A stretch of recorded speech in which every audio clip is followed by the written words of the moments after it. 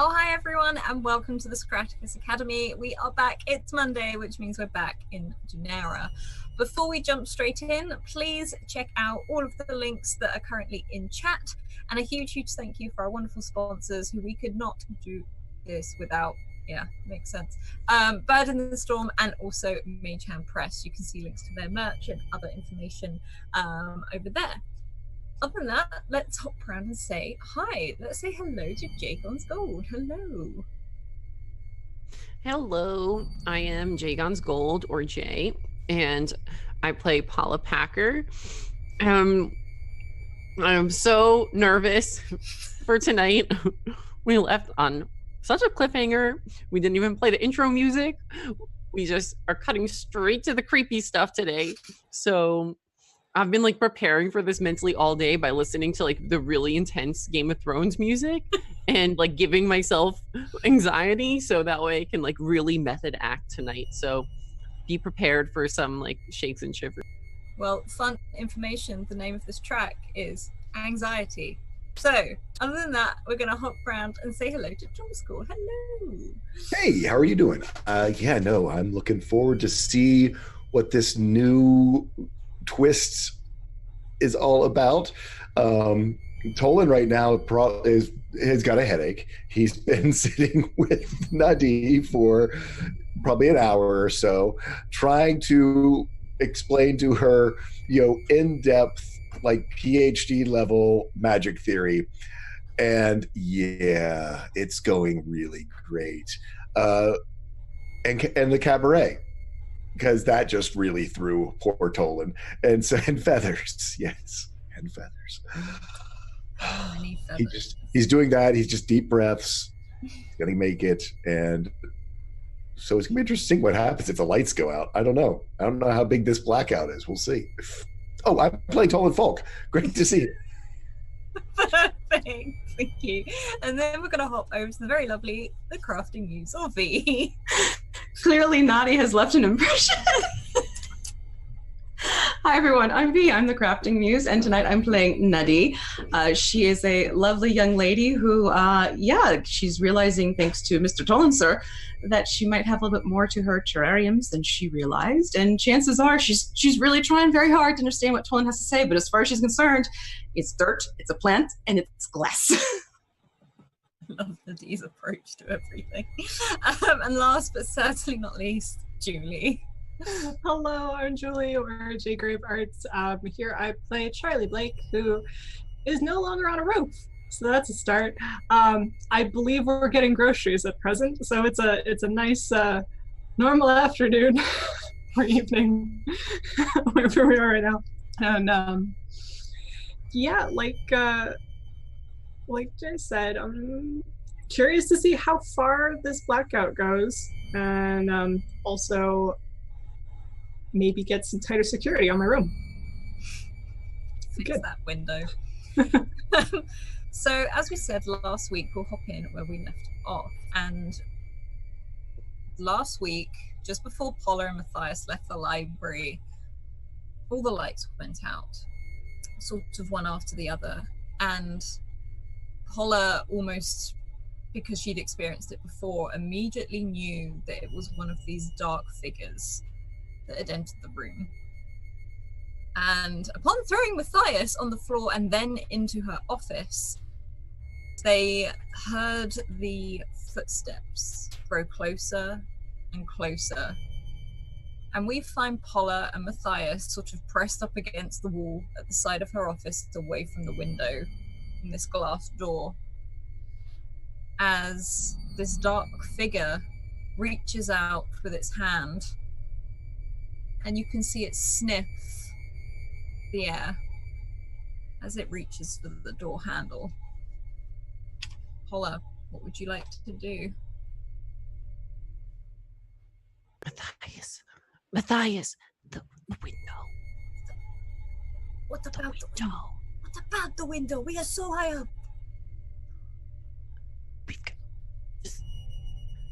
And I push past him and swing the window open and look down. Is there anything I can? There is a drop. a huge drop. And Are there vines or anything? There are some vines. They don't necessarily look like, I will tell you now, the sturdiest of vines. But you can see the night market below sort of setting up in the evening, and it's very noisy. It's very, very noisy. And he's like, you want to jump down there? Okay, well, just... And as you do this, you see the door handle shake and rattle. What do you want from us? And Matthias just like holds his like head, and he's like, why are you following me? oh my god. But as Matthias starts to panic, and he holds a hand over your mouth as this shadow on the other side of this sort of dappled glass, see it turn as if it peers in through the glass. Again, its nose twitching and sniffing, almost as if it hasn't quite heard you. Can you roll an intellect check for me, please?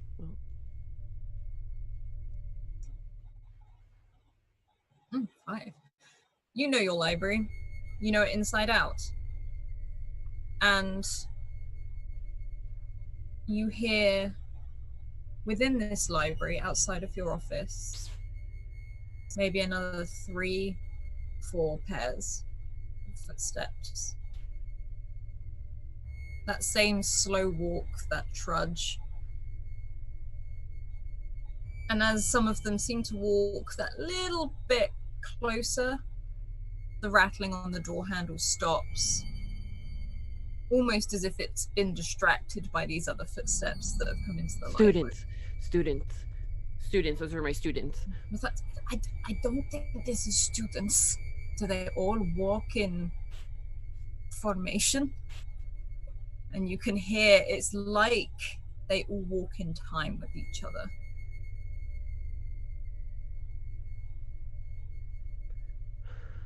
From different parts of the library, you can hear, it's almost like you can hear a set above you from one of the higher levels as it clangs on that cast iron balcony.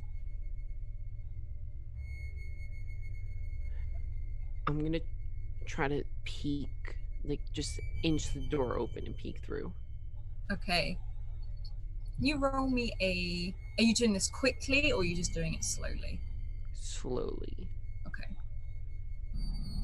You can just slide that door open the tiniest amount, and it's almost like both you and Matthias sort of look through the crack in this door, and these dark, I guess almost like silhouetted figures in this dark room wander about in the library, and there's about 4 or 5 of them. You see them walking up and down and in between some of the bookcases. You can hear, again, you know you'd have to look out and around to actually see, but again, you know what footsteps sound on your wrought iron balconies in this library. And there seem to be a few in here. The one that was by the door seems to have wandered over to where Matthias was sat originally, sniffing. Do they look like they're holding anything or like have anything on their person, any clothes? They are wearing clothes. You can see sort of like the dark sort of folds of clothes. Some of them have their sleeves up, some of them their arms just hang down by their sides as they upright just walk. Nose is always twitching. Are they like parsing through the books? Or they don't seem to be flicking through the books at all. In fact, they don't seem to be using their hands at all. They stay right by their sides. The only sort of real movements they have is leaning in, sniffing, and moving their legs to walk. They're not holding anything. There's nothing in their hands. They don't seem to be holding any bags or backpacks, like, so it's not the sort of student figure. All right. I'm gonna close the door shut again, and I'm gonna call the deacon.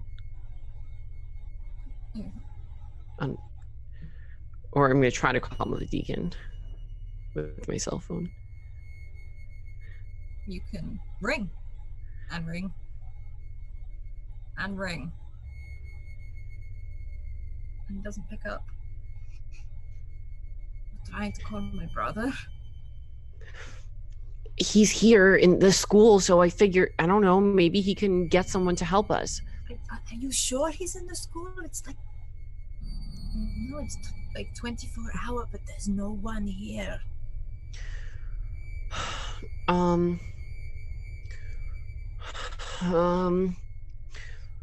I'll call. I think about calling my mom, and I don't call my mom. I think we should confront them. You want to confront them? I mean, they're just... Don't you just want to get out of here? We don't know what they can do. Are they magic users? Did you see any, familiars? I didn't. I didn't, which makes me a little bit less scared, to be honest. And they didn't seem to have any weapons or anything. Why would they be walking around in the dark? Sniffing the air. I can give us light, but that's it. All right.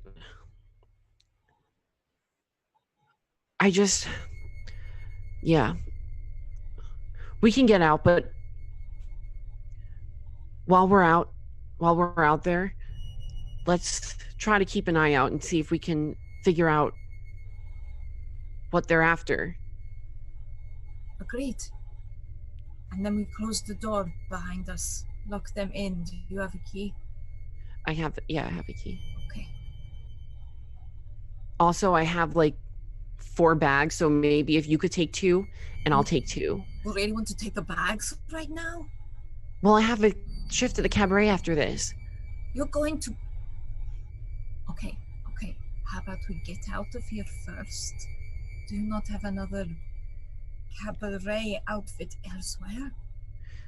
I can make one at the cabaret. I'm pretty good at improvising, but... And then he sort of backs up a bit because he realizes he's really sort of in your face, but whispering. He's like, I'm sorry, I'm not trying to tell you what to do. Just... I don't like this. Listen, they were... I don't know. I think we'll be okay. These guys just seem... They're just trying to scare us. Don't let them get to your head, Matthias. Okay, well then you walk behind me. You walk behind me. This is my library. You're right. I know my way around better than you do. Okay. Then, and he sort of just pushes the door very quietly open. Ladies first.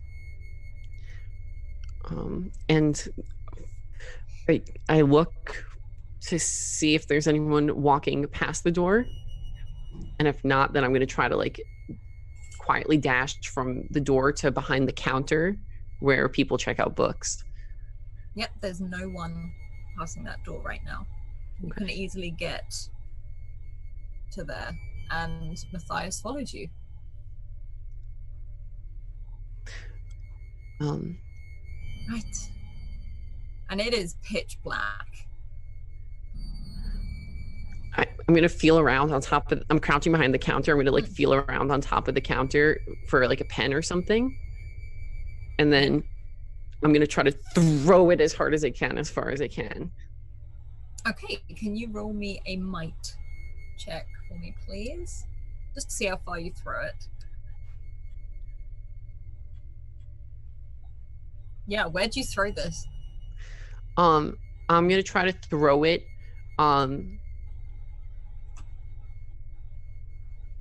at one of them. Like actually to hit one of them. Wait, no, maybe that's a bad idea. Okay, I take it back. I don't throw it to hit one of them. I throw it like in the opposite direction that we're standing, that we're crouching. Okay, so from where you are, all the way on the other side of the room is some of the windows, some of the bookcases, and where all the tables and chairs are for the students. And you throw this pen, and it clanks on this sort of old wooden floor, and even just rolls. They do not move. They don't even twitch at the sound. I don't know if these guys are that scary, Matthias. They're just standing there. Well, do you want me to just, and he sort of holds out his hand. You could give us a light and we could run.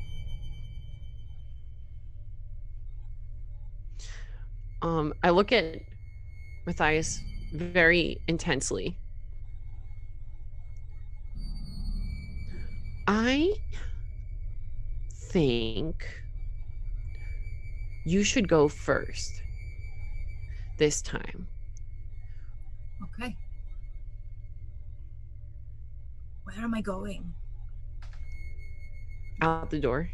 The door is probably not that far from the checkout desk, I assume. I mean, it's like at the end of the corridor, but yeah. It's not really, really far. You could see it from here once you go out. So why don't you leave first? I can't leave you here. I think I'll be okay. No. Matthias, leave. No. You don't If know you don't, what this is. If you don't leave, I'm gonna walk up to one of them right now. And do what? I don't know. I'll say hello. I'll introduce myself.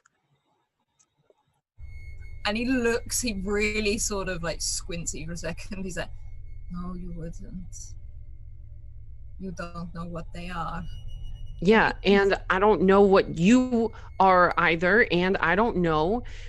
You were there the night that these guys showed up at the night market, and now you're here and they're here. And what do you mean you don't know what I am? And Deacon Mark said not to trust you. Deacon Mark said that, didn't he? And he actually looks quite sad for a moment. I get it. It's fine. I'll go first. And he stands upright. And he starts to walk. Not necessarily nervously now, he's just walking. And he strides forward. And you notice all in one flow of motion their heads snap towards him. And he pauses. And you can almost hear under his breath, like, come on, Matthias, this is fine, it's nothing. Like sort of muttering to himself. He starts to walk along this corridor. And they slowly follow him down this corridor. Nose is twitching. You see the one from up in the cast iron balconies walking downstairs. Arms still unmoving. They don't even touch the banister. Before the last one can make it out, I'm gonna close the door. You're closing the door on what? Sorry. Before the last one can leave the library. They haven't left the library yet. As Matthias is walking through, he pauses and turns around to look back as they formed almost a straight line following him. And he calls out to you. Well, it looks like they like me and not you. And they don't move. And I'm gonna stand up and walk. Now I'll follow them now. Why don't you keep going, Matthias? And he puts his head down and starts to walk.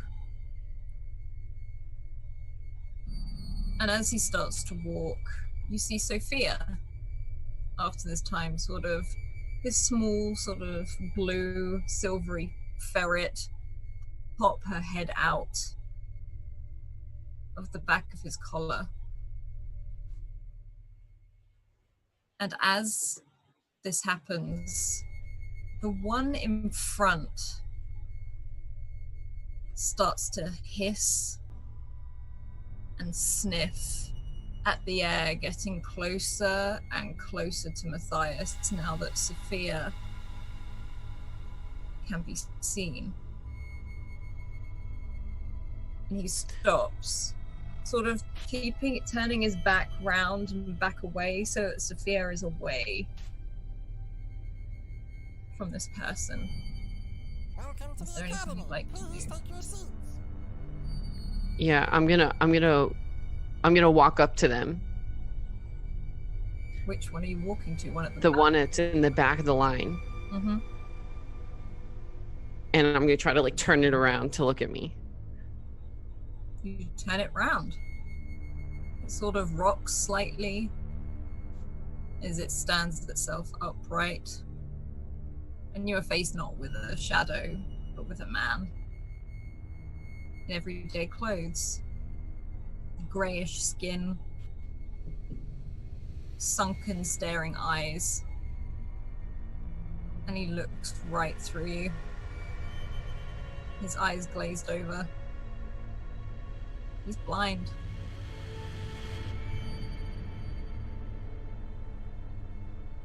What do you want? And you shout that in this man's face. And all he does is sniff. His nose twitches. You see it wrinkle as he sort of turns back in the direction of Matthias. As you can see them all starting to encroach on him a lot more, as Sophia sort of in a panic, sort of maybe mimicking Matthias's panic, dances about in the air, sort of hiding behind him. It's like, Paula, I suggest you make a run for it. No, I suggest you make a run for it. And I'm gonna try to like jump in front of them and like block him and like try to like sprawl out. I need you to roll a might for me, please.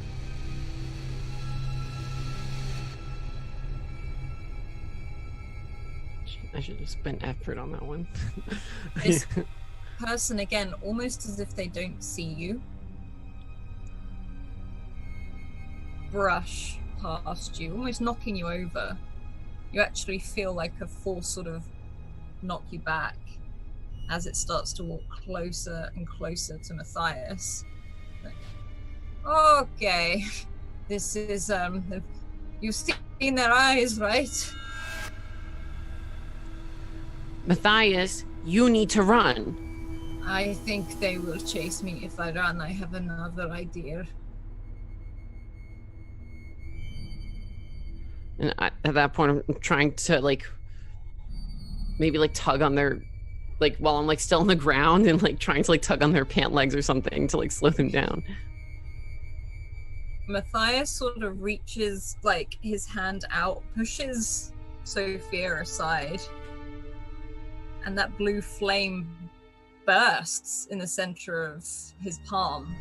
And as this does, they all scream and start running towards him.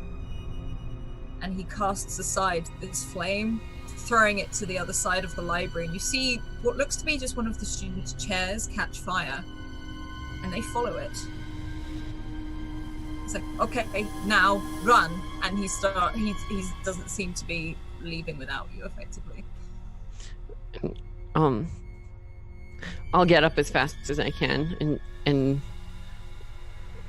lead the way. You start to sprint. He grabs hold of your arm, and you run towards the library door. Do you go straight out?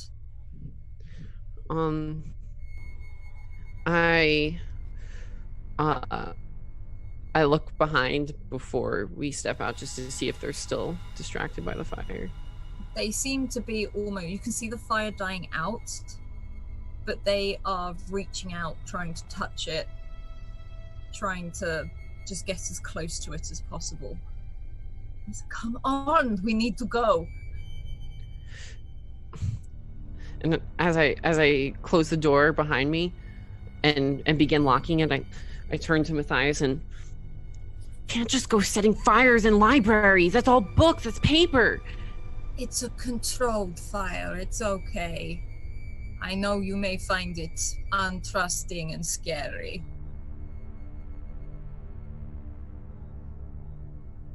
Listen, that stuff is... Some of those books are older than this city. I know. That's why I didn't aim for them. Jay, I'd like to offer you a GM intrusion. Okay. So, this means... Basically, it's like a nat 1. I do something, it's probably not going to be positive. It won't be positive. But you gain an XP for yourself and 1 to give one of your other players. Yeah. Which you can refuse this. First intrusion of the game. All right. So XP, how many, like, how does XP work? How many XP do you need to level or tier up? Or 4 to add to words today. 4 to either take an advancement or you add to your pools and things like that. They can also be used, correct me if I'm wrong, because I'm using the wrong word here, like effort, so it like can bring down the difficulty of something. Basically, it's four per advancement, 4 advancements per tier, if I recall. That is correct. Okay. So you can, if you accept this gym intrusion, you gain an XP, and you can gift an XP to either D, Tolan, or Charlie.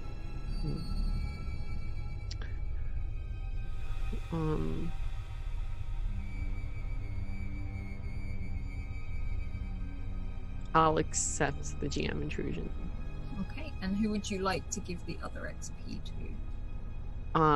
I'll give it to Talon. Okay. As you and Matthias are having like this confrontation, very mild confrontation outside the door, he's still sort of whispering. You hear another voice from in the library. Miss Paula, you said to come by after class. Shit! Where are you? Who's done the lights? As you hear Noah from inside the library. And hear... Oh, hi, sorry, I didn't know anyone else was in here. No, and I ripped the door open. Okay. You can see at the other end of the library, Noah, holding some more books that need returning. Backing up slightly as 3 of these things are walking towards him. And Matthias looks at you and says, do you know him? Yes, and I run up to Noah. You can start running towards him. What would you like to do? Matthias breaks into a sprint after you. I shout to Matthias as I'm running, take Noah, I'll distract them. Like, and Matthias is just running, and he doesn't seem to be paying much, like he doesn't respond, he doesn't reply. You know that he's heard you, but he keeps sprinting. And you see 3 of these things, sort of, they're much taller than Noah, and you hear him scream before Matthias reaches out again, throwing almost like this blue flame directly towards one of these shadowy figures, and you see this person ignite, and all of the others flock towards him. You see Noah on the floor. Matthias runs, and he scoops him up and starts sprinting straight back the way he came. Hildy always makes everyone jump. It's incredible. Hildy just scared the hell out of me. She did it in Call of Cthulhu as well, almost scared the Jesus out of Brit. And while they're running away, and these guys are flocking towards one of their friends that is effectively you see this blue flame engulfing him right now. It seems only isolated to him as this person, this figure collapses on the floor. They all flock towards him, reaching out with their hands. And Matthias screams back at you. He's like, why are you not running? They don't want me. You guys go. And he's like, I am not leaving without you. I don't care if you don't trust me. Do you trust this boy? Does he need your help?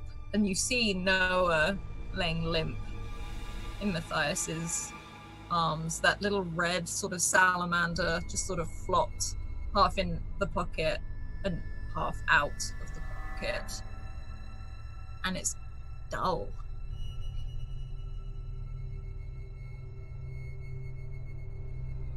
I'm sorry I'm not my brother to come and save you, but I don't have time to go get him for you.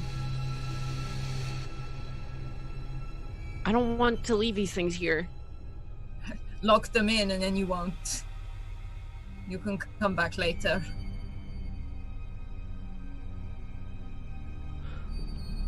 And as this blue flame starts to die down, their heads rear up again, looking past you at Matthias and at Noah.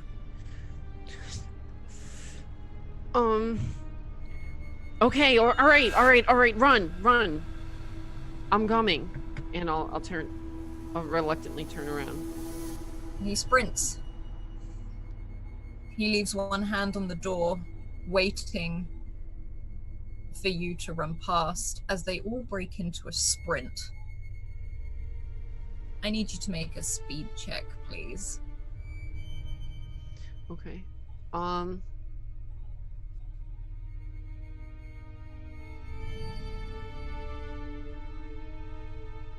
Swimming. Oh crap. You sprint, and they sprint past you, running for the door. No! I can try to jump I'm gonna try to jump on them, try to grab them, pull them to the floor, Okay. desperately reaching. Might check, please. I'm gonna spend an effort on this one. Okay. You can grab 2 of them. And the others slow down because of it, because they seem to all be almost like sort of so close to each other as you pull 2 of them down. You can take 2 of them down to the floor. The others stumble. One of them you see sort of crashes almost awkwardly into one of the bookcases, but still very upright as it does it, and falls down. And as you sort of land almost on top of these creatures, people, you can still hear them sniffing, and you can hear them hissing, like they're tasting the air. And Matthias is like, I will come back in and get you if you don't hurry up. I'm gonna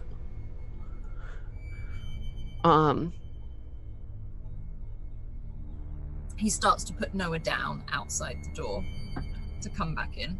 while he's starting to put Noah down, I'm gonna try to run up to the door and slam it closed. Okay. And like with me in the room with these things. Yeah. With you in the room with them. Yeah. Okay, roll me a speed check.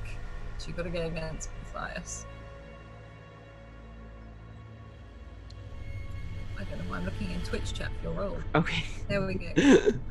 Yeah, on a 1, you don't get there in time. And these things are still sort of trying to get back up to their feet as Matthias runs into the room. He grabs you by the upper part of your arm and he drags you as fast as he can. As they start to get to their feet and run after you, you can get through the door and close it. He's like, lock it, lock it! I'm like fumbling with my keys. Lock it! And he's like got his hands up against this door, and you can see with the fire he's trying to melt the metal on the lock. But you know it won't work. This is a magical lock. It's Stop that! And I get it closed, locked. As you lock it, you hear that drumming as bodies start hitting against the door, trying to get to you. And Matthias scoops up Noah. We need to go. Now. No, you need to go. I need to stay here and get authorities to clear this place out. We will get the authorities on the way out. This is your friend, right? Yes. Then do something about it. And I'll take Noah from him. Okay, I'll take Noah. You stay here and get someone to clear this place out. I'll let my brother know. Go. There we go. All right, and I'll sprint off as fast as I can with the person to wherever the nearest clinic is. Okay. We're going to hop over now to Nadie and Tolan. As you sit in broom bindings. You keep saying same thing. Because you're not understanding. I know it's hard for you to believe. Most people spend their whole lives coming to understanding of magic and how it works, how things fit together, keys and locks, puzzle pieces matching together, having to build the right outward device to match the inward idea. Is matching concept to creation. So basically you tell me other people it's harder work. Me, I can just do magic. Other people have to study more and, make effort. Yes. Okay, I follow. We get that. Yay! Right? No. No. Mr. Tolan, sir, I'm starting to get headache too now. You are making magic unintentionally. Which is wonderful. It comes so easy. But bad because I don't control. Bad because you aren't even aware when you're creating it. So I'm loose cannon. Or worse. What, we mean like poof boom kaboom, like kaboom level? I don't know. These technical terms. Very technical terms, yes, of course. No, they literally are technical terms. So, just right now, as you are frustrated and have a headache and aren't understanding, if you were within the vicinity of an ancient creation that was somewhat attuned to those ideas, they would become locked to it. That creation, then, you could use and throw it as a weapon somewhere to cause mass confusion and interruption in everything. You know, that's not... No, I don't want that. Now you see, Yes. the thing is there's many people out there, many places that are making these creations carelessly and putting them out into the world. It's why we've got so many things why my junk shop is so full. Because people haven't taken the care to craft physical to the mental idea. So you basically are telling me that people make terrariums like those store-bought ones, don't care. Just put in plant, put in something, make it look pretty, but not really caring about whether it's a healthy plant or it's good soil. And kind of hope it just works. Yes, but think about that as a can opener, or a light in your house, or something else that you can buy at the corner store, a telephone that everyone has carrying around now. They're imperfect matches. Right, so like that terrarium's going to die in 3 months. Device is going to break.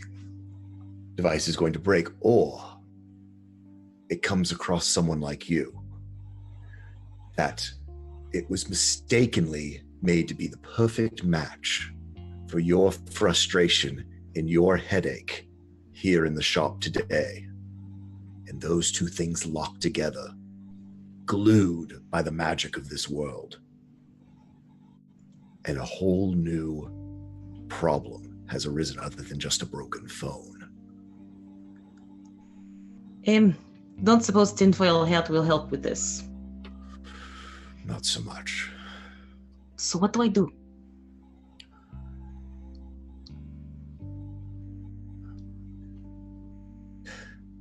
I don't know. That's the problem. Be careful. I mean, your father's solution was not completely wrong, other than it just delayed the problem. He kept you isolated.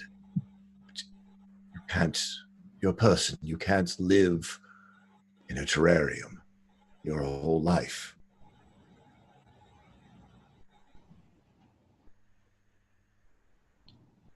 I mean, do I go to the academy, tell them, hi, I'm Nadi, I'm a magical person, I do fun things, here, have terrariums, see what I can do now, and they're just going to help me out? Or do I have to worry about going to academy now and saying hi and, let them know? I think you have to worry about going to the academy. Mm. There are a few people there, some old friends that I trust. But just like the church, they see incredible talent and train it for their own purpose. You see, there's a whole nother source of persistent magic, and that is from the artifacts from before the war, coming from the old cities that were destroyed out in the wastes. And those are far more advanced than any can opener. So I basically become trinket for people who want more power. Yes. Out the frying pan into fire. Well, these friends of yours, do you think one of them could at least teach me to, not be wildly broadcasting thoughts or whatever? I mean, or could they teach me not to even get the thoughts? Because that would be pretty cool. If anyone can, I can think of possibly one or two that might be able to point you at the right direction. But, I mean, some of your own techniques are not wrong if it blocks out other thoughts by continuing to talk and chatter. I mean, it's the best defense we have, just like static on the radio. But it's something we're going to have to, or you're going to have to address. It's not my line of work. He almost says anymore. She'll raise her eyebrow.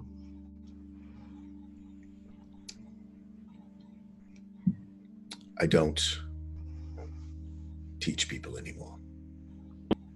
Okay, not teacher, just the hornblower, so to speak.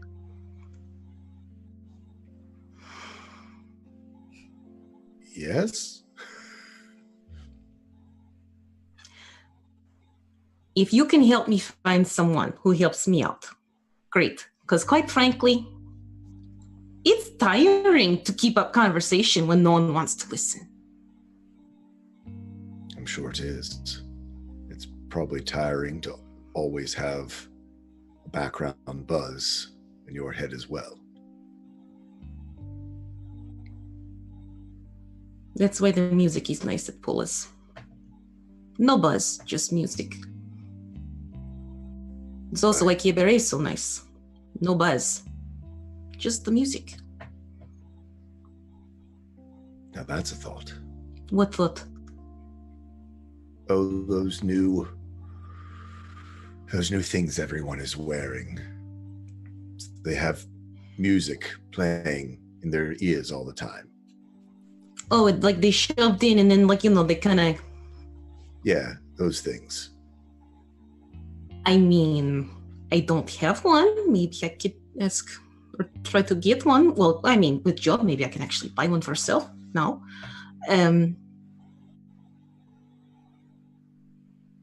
Just walk around with them in my ears all the time? Well, if that or keep talking all the time. You probably want those things then, don't you?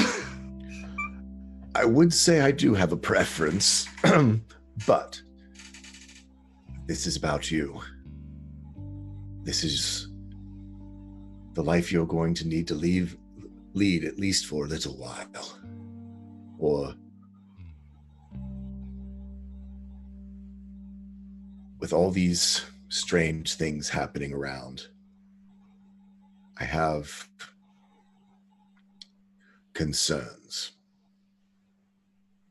that someone has uncovered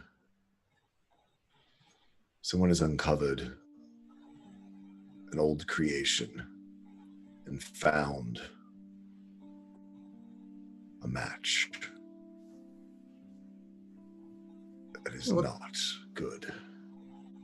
And older creation probably means more power. More power, and perhaps from what we've seen, the interruption of other inventions and other magics, perhaps breaking the bonds between idea and creation, pulling magic that was carefully crafted together to break them apart, to repurpose them.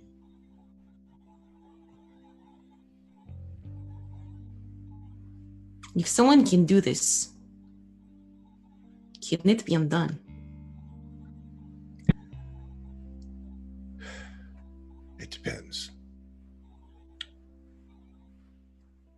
There is always the exact... You're in the arts, correct? You enjoy music and dance. Do you like poetry? Have you read lots of poetry? Well, sure, yeah. Are you familiar with very short form poetry like haikus? Haiku, yes, haiku, and then you have iambic pentameter, and then you have, alliteration, assonance, all those lovely things that help make poetry. Yes. When you can, like a poem, can sometime in very few words perfectly describe someone's thought. And so that everyone who reads it gets that exact same image in their head, because their words are so carefully chosen and paired with their idea. There are those same matches, that the exact right placement of a gear, of a spring, or in fact, as you've shown, of a plant and a rock, when it is exactly right to the idea you're looking for, there's a resonance of that perfect fit. That is all but unbreakable until it literally is forgotten, both the idea and the creation. However, one small wrong word, one small wrong plant, stone, gear, some people even think grain of sand, it leaves an opening for someone to find the right piece that will then break that bond of something perhaps that has gone bad, we turn back to good. But on the same note, something that was intended to be good can be turned awful. There are very few perfect creations, so there's always a chance, unless you bump into one of those rare instances.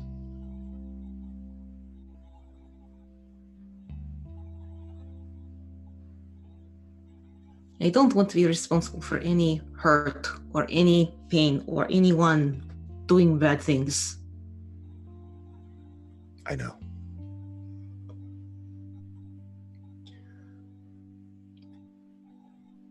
A quick solution. Don't make terrariums unless you're thinking happy thoughts. Well, I mean, that's usually given, but okay. Yes, but you never know. Sometimes you could be in the middle of a project and something catch you off guard, turn your thoughts away from what they were on. And So, like, person coming to place uninvited and disturbing you can affect it? certainly could. Good to know. And the other one, out in the world, keep being the chatterbox that you are, or perhaps we can find you some of these music ears for yourself. Averick, what are those called? And you said, what? Like, as he sort of looks up as he's been looking out the window, he's like, what did you say? You know the things that put the music into your head? That Oh, everyone wears? I don't know. It depends where you get them from. You Why know did what you I'm... get a pair? I've got someone left a pair here. Could Nadi have them? I'll Can pay. I clean them first? Yeah, Of I mean, no course. one's come back for them. They're in-ear ones, though. Yeah, you'll need vodka? We can boil some water, I was gonna say, I can do the water. And or maybe alcohol. Oh, do you still have that that strong spirit they brought in? That stuff that you can light on fire? Yeah, vodka. I'm a coffee shop. Like, as he sort of looks over at both of you. You know, there's a bottle or two back there. That's private, you. Fine. And he's just sort of walked back round the corner. He's like, as you hear him sort of the glasses rattling around trying to pull it out before you see it coming up on the counter. The Academy lights have gone out. What? I don't know. It's while I was distracted. They're out. Do you know where? I mean, can we see it out the window from here? Like, if you come around to where he is, it's like he's looking down the the street, and you can see, because it's big, he's like, they're all out. What in the world? Paul is there now. At the academy? Yes, she works there. It's late? Wouldn't she be gone? You're right. We'll come back for those. Or no, actually, Tolan grabs the bottle of alcohol, vodka, grabs the ear things. It's just, Averick looks highly offended as you march out, the bell ringing. Yes, with a bottle, I pour it on the ear pods, whatever you call them, the music ears. Yep. And the air music. We'll come up with something so we're not like trademark infringing, but that will kill probably anything. Enhance. All right, give me music buds. Let's go. Okay. And you think you hear Averick just muttering something as you go, but the bell on the door sort of chimes him out. Thank you, Averick. Yeah, I know. Look at the terrarium. Sorry. Thank you. Nice. Thank you. So I'm putting these in my ear. Yeah. I have no idea how to work them. So you can see on each side there are 3 bars, like just 3 sections of light on each side, and a small like button underneath one of them. Here, let me see.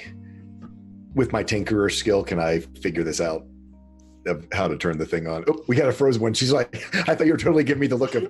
she's like, No, you don't. No. no, I'm not happening. Sorry.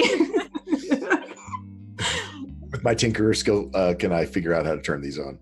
Yeah, you've seen something similar before. I was gonna say, yeah. I mean, it's a magical flick of invention. the switch, Yeah. And Nadia, immediately you hear music in your ears. You know that these, Tolan, you probably know that these have music stored on them beforehand. Whoever had them before, it can be redone. But the music you hear right now, it's quite pleasant. It's quite calming, actually, more than anything. It's very weird, but nice. I sort of think at her a little bit to see if it sort of blocks things out. I sort of wave to her. Well, What? if you didn't just hear me, then that's good. Oh, you said something? Yes. Oh, it's nice. That's good. Yeah. Yeah. Yes. Tolan is trying very hard not to be infected by Nadi. Resistance is futile. It is. Come. And you see it starting. It's not dark. It's getting dimmer outside. You can hear the night market starting up, and most of the light itself is coming from the berries that are now forming on all of the sort of vines that are creeping up the walls, and also the water itself is glowing from the city below, and that's sort of bathing everything in a very calming light, apart from the odd sort of lantern that is bobbing along sort of here and there. So yeah, I mean, I'll just sort of be, if it starts to get crowded, I mean, do we have to pass through the night market to get to the academy? No, you can sort of see skirt that there around. is sort of like a side line. And So- at this point, sorry, go on. Oh, I was just going to say, I'll sort of grab Nadi by the hand if we get into a crowd just to make sure that we don't get separated to try to get there. But if there's not that many people, he won't do that. Yeah, there's not really any crowd yet. The night market is not quite full of life right now. However, we will hop over to Charlie, because Charlie, you're not too far from the night market, because you're at one of the food markets that tends to evolve into the night market in the evening. And you have had grocery bag upon grocery bag thrust into your arms. And it's paper bags. You can see Aggie sort of almost waddling along with this woven wicker sort of basket. And these are tables and with awnings and things like that over them, just of all the fruit, all the veg, also a wide array of what looks like baked goods and breads and things like that. And she comes here regularly. You can see big baskets of like nuts and dried fruit as well, all in every color, sort of displayed on all of these tables. And you can hear Aggie just haggling basically with people, and she seems to know quite a few, and has every now and then stops for a friendly chat that goes on for, when like you're the kid and your mum meets a friend in the high street and they sit there and they chat for ages. It's that sort of thing, and you're there with your arms packed. Like, this is what I get. This is how I die.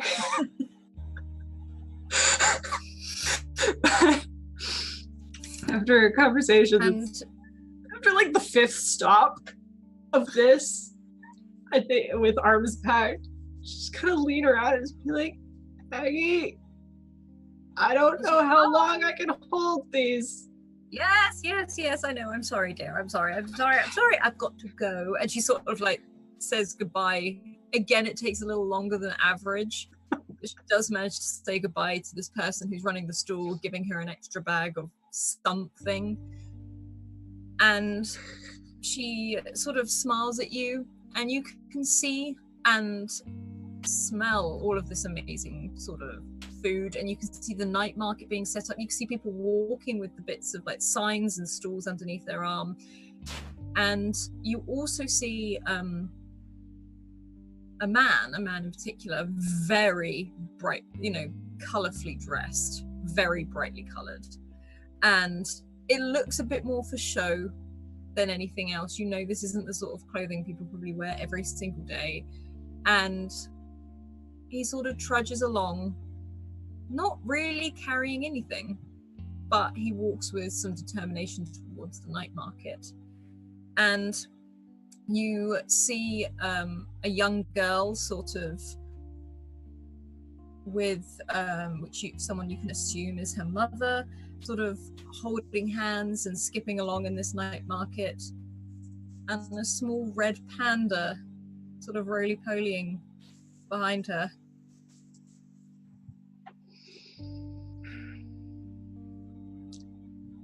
Can I see which direction they're headed? They are headed towards the night market. Okay, so like you can see a lot of families, magic users and things like that heading towards this night market. It's not started as such yet, but you can get there early. I'm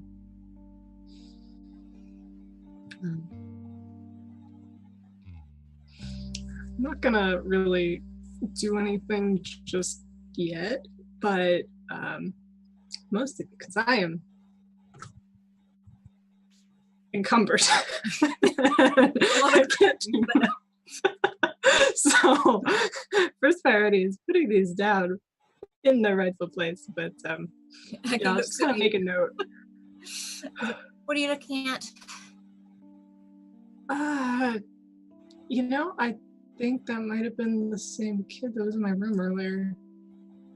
Oh, a friend? And she sort of like no, actually, I mean, not in a bad way, but she broke into my room. It wasn't like a voluntary thing. Remember running on the roofs? It was after her. Oh gosh, yeah, that was ages ago, dear. Like it was 3 hours. Ages ago. Look, I've got a lot done in 3 hours. Yeah, I'm holding most of it. And she looks at you like, I am sorry about that, dear. If we can at least get it to a gondola, I'm sure I can take it home by myself. No, I will help. Hey, if you're gonna cook anything, I'm gonna be part of it. I am cooking. Come on then.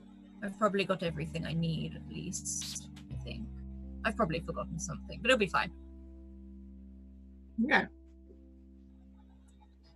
And she starts to sort of shuffle off. She does stop and talk to a few more people on the way before she starts to head back towards her house. And you're not too far from the academy either. You're literally in the opposite direction of Nadine and Tolan. You don't quite see them because there's a lot of people around and you're carrying a lot of grocery bags. However, Paula, you can rush down these stairs down to the open sort of those huge doors of the academy, and you can see people panicking. All the lights are out. People are flooding out, students are getting out, and it's a big crowd of people. You can see a lot of the churches in there, and they seem to be ushering people out. They seem to be trying to take control of whatever this situation is.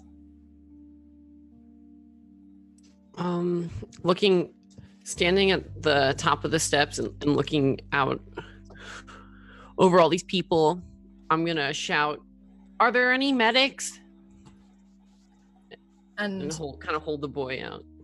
There sort of seems to be almost like disappears. Your voice is lost. There's people really trying to get out of here, and a couple of people push almost past you, trying to run out, and you can hear them sort of panicked sort of conversations going on around you, and you can see a couple of other people carrying some students out, or at least helping them sort of hobble down the stairs. Oh crap.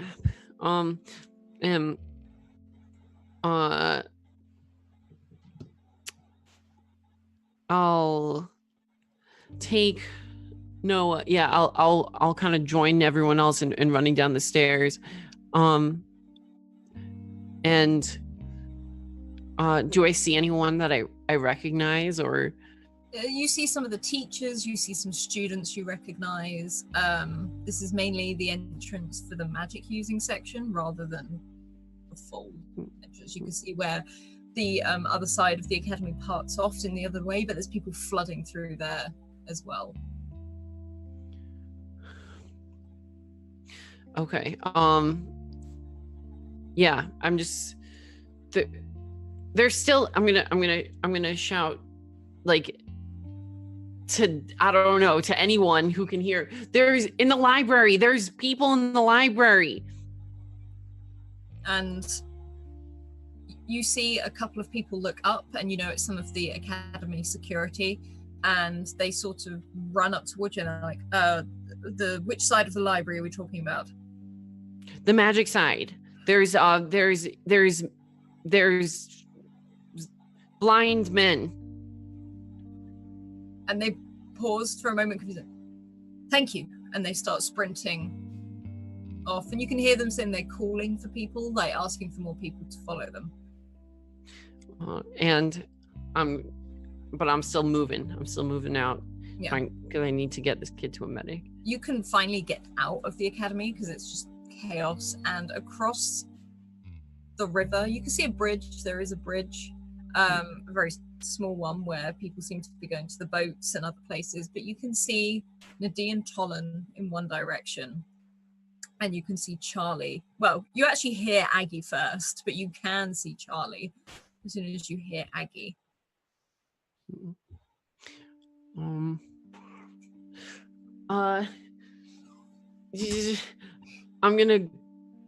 Aggie probably knows something.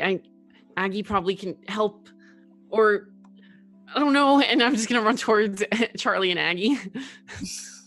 And Charlie, you see Paula running towards you with this boy, and you hear Aggie say, "Oh, good gracious me!" Like as she turns around and looks at this scene. Aggie, can you fix people? What happened to the poor boy? I don't know. He was attacked by blind men, and then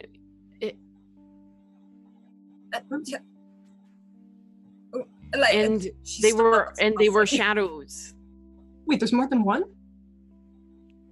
And there was like 4 of them. Where are they?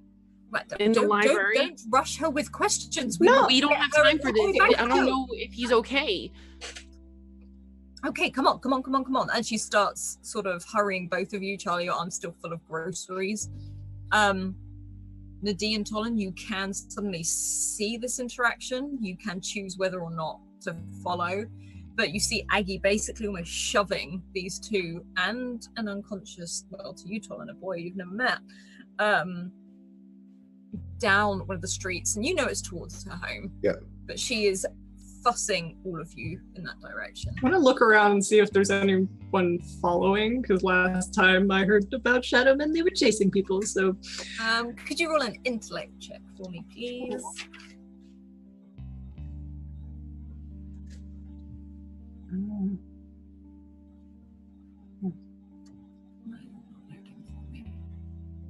Oh, Nice.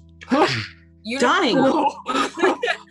You look around and there doesn't seem to be anyone following. You do spot, however, Matthias talking to Dean Marks. It seems to be mildly heated, but there's no real, it doesn't look like a real argument, but you can see him at the entrance gesturing back into the academy and sort of arguing. well, as long as there's no danger following, I'll rush along with this river that is Aggie.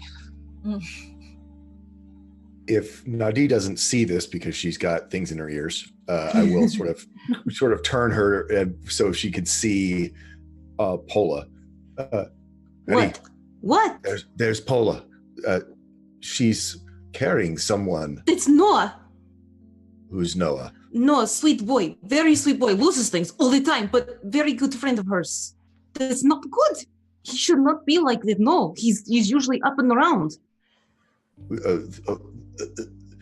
And there's Aggie as well. And seeing Aggie, Tolan then gets concerned about Aggie. So let's follow them. Something is very wrong. I look back towards the academy and the church. Is it still dark? The church is on the other side. I'm sorry. But the academy itself is just dark. It's like someone's just switched all the lights off. And that's never happened, right?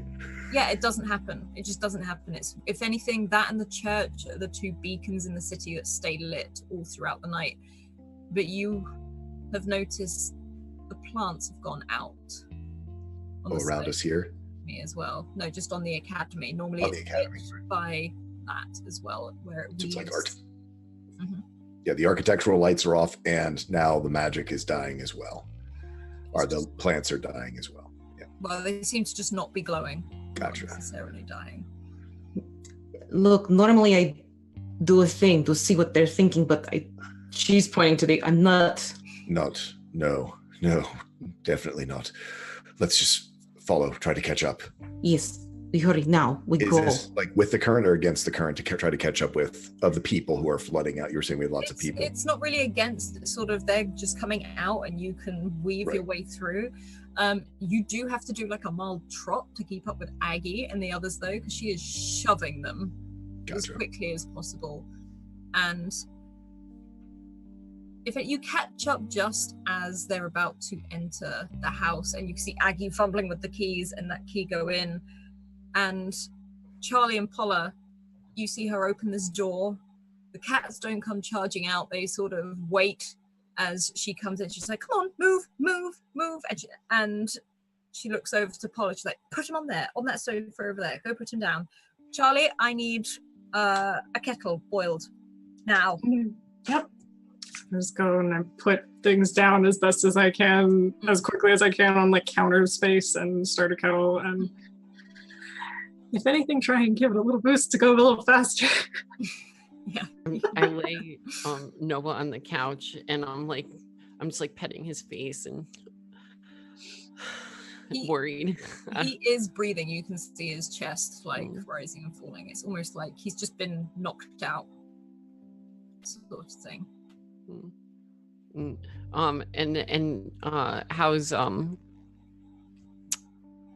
How's his gecko? Again, breathing, but it's almost like it's in the very same state. It's like it's sleeping, if anything. And you see its little sort of fingers were sort of gripped onto his shirt, sort of locked onto his shirt. and as you feel like something hit you as Aggie just throws a blanket and a pillow your way. She's like, put it over him, keep him warm, come on, make yourself useful. I grab it and prop his head up and tuck it in snugly on his sides, the blanket. Okay. And she rolls her sleeves up, she's like, and looks down at him. So who is this? He's a student. He's a student, but there were shadows that attacked him, and I don't know what they did to him, and I don't know anything. I wish I knew more. Well, then go and go and boil the kettle. I've got the kettle. No, you haven't. Go boil the kettle. It's boiling. Go help her with the kettle. Like, you can see she's trying to get rid of you, to get Aggie. away. No, I'm not. I gotta stay with Noah. I don't honestly, Aggie, I don't know you that well, and this is kind of, I'm not in a very trusting situation right now, so I'm gonna just stay put where I am. Okay, and as long as you stay out of the way, I don't mind. I come around with the kettle and like just put it down with like a doily or something. She's like, oh, fantastic. Could I have tea, please? What are you Aggie? This isn't. Why do you want tea right now? You're trying to. I think we're helping. We're making tea for everyone. Okay. I feel like there's not enough sense of urgency from you people. This boy is injured. I am looking. And there's Tolan and Nadie. You can see the door is open, right. And both Jeremy and Jemima are actually sat on the doorstep, just sort of looking. Yeah, Tolan would have started to come in, but seeing all of Paula, sort of how couches are, you've really only got space for one or two people, so he sort of kept back, and as he sees Paula sort of somewhat going into a panic, Paula, we can't get in to see and let us work. What are you doing here? Did you follow us? No, yes. He came with me. Did you follow us? He's got a key too, it's fine. I'm going to make tea. I see you carrying Noah. I'm coming after. He came with me because he and I were hanging out together already. Why is everyone following us? Why is everyone following me? I don't... Paula, you need to breathe. What? Nadie. I sort of whispered to Nadie, you said you made her a terrarium. I mean, I have another one here I could give you. Let her have a terrarium. Okay. Paula, look, here, this for you, and I think you need right now because it'll help you focus and chill. And here, and she's like rifling through her little pouch that she has going. Here, this is especially for you. I was going to give it for you as thank you for everything, but Nadie, look, please, you trust me. Do you trust me, lady? Yeah, I think. Then, please, this for you, and you need to hold on to it for a little bit, okay? I know you want to help him, but right now, you're freaking out, and that's not going to help any of us. Help him, help you. Okay? Before I accept it, I'm going to look at the list just to make sure Nadie's okay. And it says Nadie's an angel, so I'm like, okay. And you do feel a sense of calm and comfort come over you. Not like you're too stressed out for the wham, I feel really great and happy. It's almost like you take in a full breath of air into your lungs and let it out again. As you see Aggie checking this boy over, Noah over, and she's sort of lifting up his inarque and putting it on the other side of the pillow next to his head. And it just sort of limply hangs there and puts it down. She starts to look. And Mr. Tolan, sir. Paula, you said there were shadows, like the shadow outside of Bruin Bindings the night we met. Just like that shadow, and like the shadow that followed me home from the night market. A shadow followed you home from the night market? He chased me home from the night market. What? I know. It was strange because today they had no interest in me. None at all. They just wanted Noah and they wanted Matthias. And I think they really wanted their Inanakwe.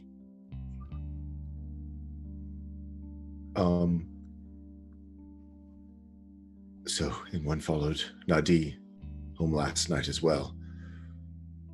I then, as she mentions the Inanakwe, I look to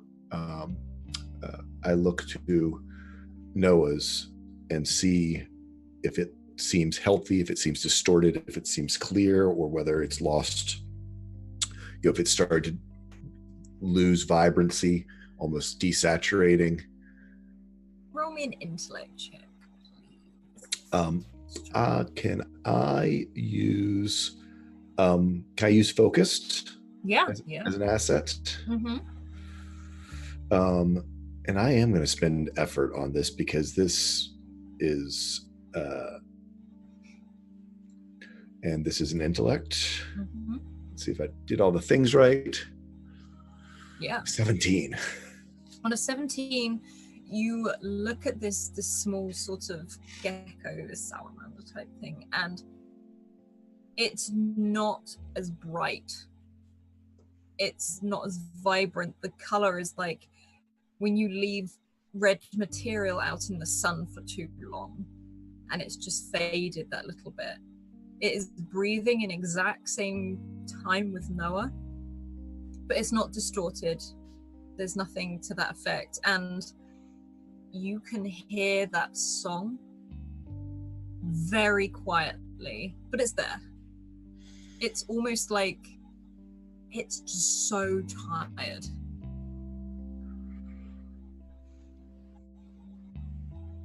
It's exhausted. Something has drained it of its magic. Not completely, not like we've seen before, but as though it's done something incredibly taxing and stressful. I sort of looked at Nadi like some of the big magic we talked. But Nadi would start pulling out the tray, which Tolan has seen the terrain that she had for Aggie, because I think maybe put near him to make feel better. it couldn't hurt. It couldn't hurt. Aggie, this is for you, but I think it look lovely over here, over by table by head here. Right? Yes. Oh yes, how charming. Yes, put it down there. Like, and she's just no, turn it a bit more to the left. There we go. Yes, sure, no problem. But right here is good, yeah? Yes, put it right there. It's very pretty. Okay, great. so she puts it like right near where Noah and his little friend are resting on the pillow. And Handing out tea. yeah, handing out tea to everyone. To literally everyone. Yeah. And it's like one of those sleepy time, like really chill out kind of teas that I pulled out from the back of the cupboard. And on the second pass round, I'm going to grab another blanket and quietly just put it on over Paula's shoulders. Did you see what they did to him, Paula? Did they? You said they were coming after him and Matthias? They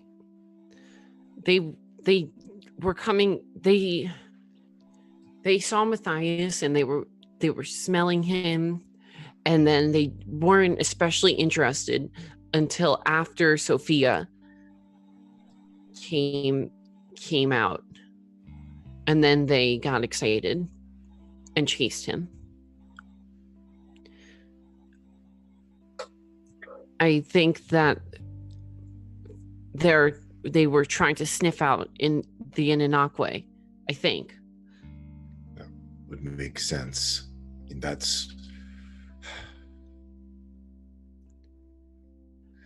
this is as though magic has been drained, whether actually pulled away or cast. Those high level, you, Paula, work at the library. Do you ever go to any of the labs of the higher level magic students? Or are you? No, not really. They come in all the time, and sometimes I help them find books that they need. Sometimes they see it out of it, kind of stumbling around, almost half asleep. Oh yeah, they pull all-nighters all the time, and sometimes that's not just an all-nighter. They could have been casting for long amounts of time. It drains you. It drains your Inanakwe. oh, But Noah's not a high-level student, is he? He's quite young. God no. I mean, maybe one day, but right now he's still learning slowly but surely. So this was not him casting any type of spell. This was something that was taken. No, he seemed okay until he was attacked. Until the shadow went after him. Did they touch him or just get close to him or They were touched him. see? And you hear that very loud slurp, that gurgle of slurp of tea, and as it's set down on the side, you hear that gulp from Aggie. Look, what an interesting tattoo. And she sort of pulls up his sleeve. And it's almost like 4 or 5 sort of dots and parts of, well, Paula would know, of almost like a hand, as that white scarring type tattoo is clamped round his sort of wrist area, just slightly further up. And it almost looks like dots, when maybe it was just touched for a brief second. But it's that same sort of white scarring that Matthias has as his tattoos. It must have left that mark. I know. That's new. That's new. This wasn't here. This wasn't here before. No. Well, good, because it's a terrible tattoo if it is one. Well, he seems to be breathing fine. He's warm enough, and she holds a hand out and just rests it on his forehead. He hasn't got fever. He's fine. Tired, in fact. Even this little guy. And she sort of goes over to the sort of the gecko, the Inakwe, and just almost tickles the end of its tail, and it curls up. Thanks, Aggie. I'm sorry. Tea. I'm sorry for snapping at you when you were trying to help. Oh, it's okay. It's understandable snapping. Now drink your tea. And she stands up and starts to go and sort out groceries. Tolan sort of backs away from the group and just sort of stands by the front door.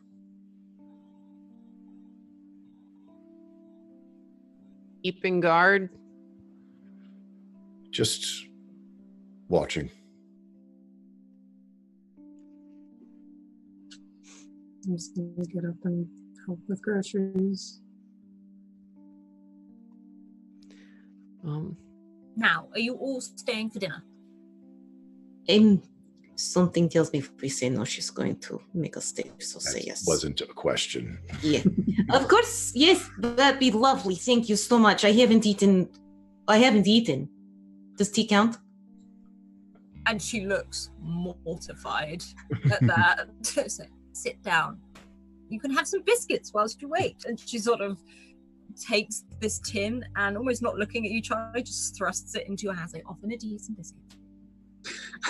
Got this kind of like a half smile on my face, like, yep, they're part of the family now. And I'm bringing this over, and under my breath, it's just like, Nutty, it comes from a really good place, but it's probably best not to say no to her, like, ever. Yeah, I've kind of met one like her before. Not worry, I understand. Anyway, here's a bunch of different biscuits. I'm gonna eat some because I haven't eaten since like breakfast. Well, they definitely look good. Paula, maybe you should have something to eat too. Be careful of these like kind of spun glass looking ones. They're a little tough. I appreciate. I just need to check in with Niles first to make sure that All right. he knows that we're not coming in the D. Which, by the way, in the future, you can't just say yes to dinner without checking in with Niles first. I'd rather deal with Niles than Eggie. Valid. And I'll text Niles. Emergency at the unit. Oh, Yeah, definitely tell him about the emergency and everything like that. Probably buy you some time and whatnot. yeah. No, I'm gonna text him. Emergency at the academy. Friend got hurt. Won't make it tonight. Nadi and I won't make it tonight. Sorry. Sort of very quickly, you get that ping back, and it just says, "No problem. Saw the lights were out." I guess we're good, Nadi. Well, no, we're in the clear with Niles. Question is, you. What do you mean? Noah's going to be hopefully okay. He just has to rest. Oh, yeah. But you take care of Noah, but who's taking care of you?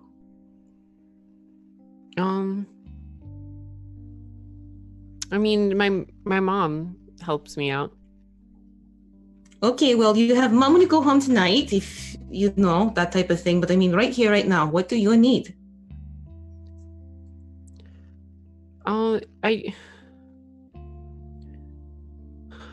You were in panic over everyone. Well, I feel bad. I left Matthias there, and I was really mean to him. And okay, why? What? I'm sorry. Hold on, please, hold on. Why were you mean to Matthias? Last I saw you, hearts and eyes, and hey, Matthias, how you doing? Someone got in your head. What happened? Weird things were happening. The shadow people showed up. Okay, yeah, that's definitely unnerving. Completely agree.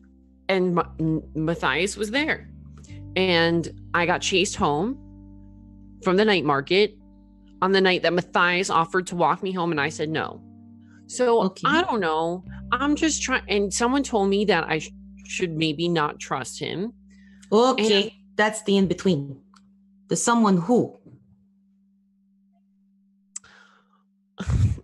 It doesn't matter. It doesn't matter who. It's the point. That's not the point. That's something tells me it does matter because you're a changed woman this afternoon. It's just that it doesn't. It's just that I'm trying to make sense of it all, and this is me putting the pieces of the puzzle together. If you're that desperate to know, it was his brother, Deacon Marks. Mr. Hate Everything Magic? like, I don't know. I think it's more complicated than that because he's trying to help. So before you start putting him down. Not putting down, just saying take everything from him with a grain of salt, maybe, just because, I don't exactly get warm fuzzies from him. No, I get that. Although I get some warm fuzzies, but not like, they're like a different kind. Never. So it's just, it's Poland walks out the front door.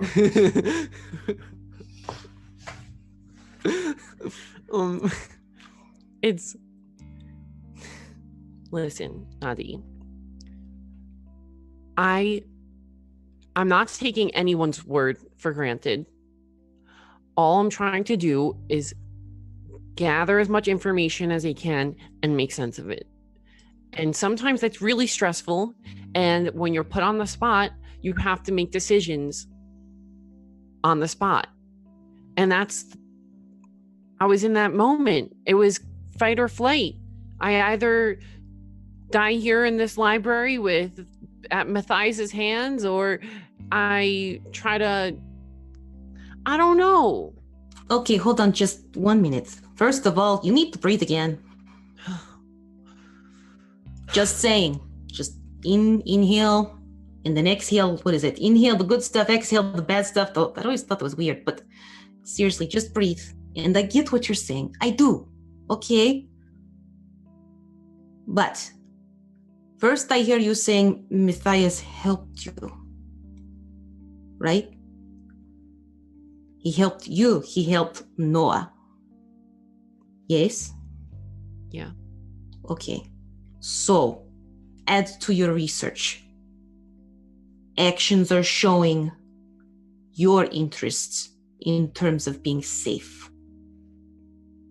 Yeah. Yeah. So maybe we can tie a little bow and put a nice, little pin on the Matthias evil thing, maybe. Because right now, I don't think it's going to help you to try and sit here and figure every last little bit out. I take out the pad and next to Matthias, I write, probably not evil. Not easily over. Okay, we'll call that your research list. The D. What? It was out and open. There it is. Hi.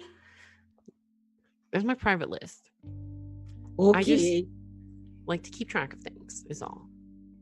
Right, you're a librarian. That makes sense. Yeah. It's like a catalog, except for people. Good way to put it. Over in the kitchen, Charlie, as you're there, you're slowly, with your backs towards this conversation. Aggie has her back too. She's much shorter than you.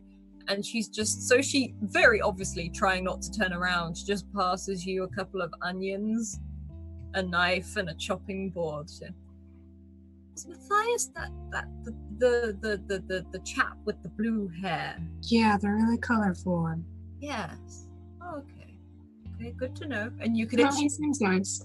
She is eavesdropping massively, and she's like, "Now just pretend to cut an onion. Well, cut the onion. I need the onion. Just only 2 of them. Okay.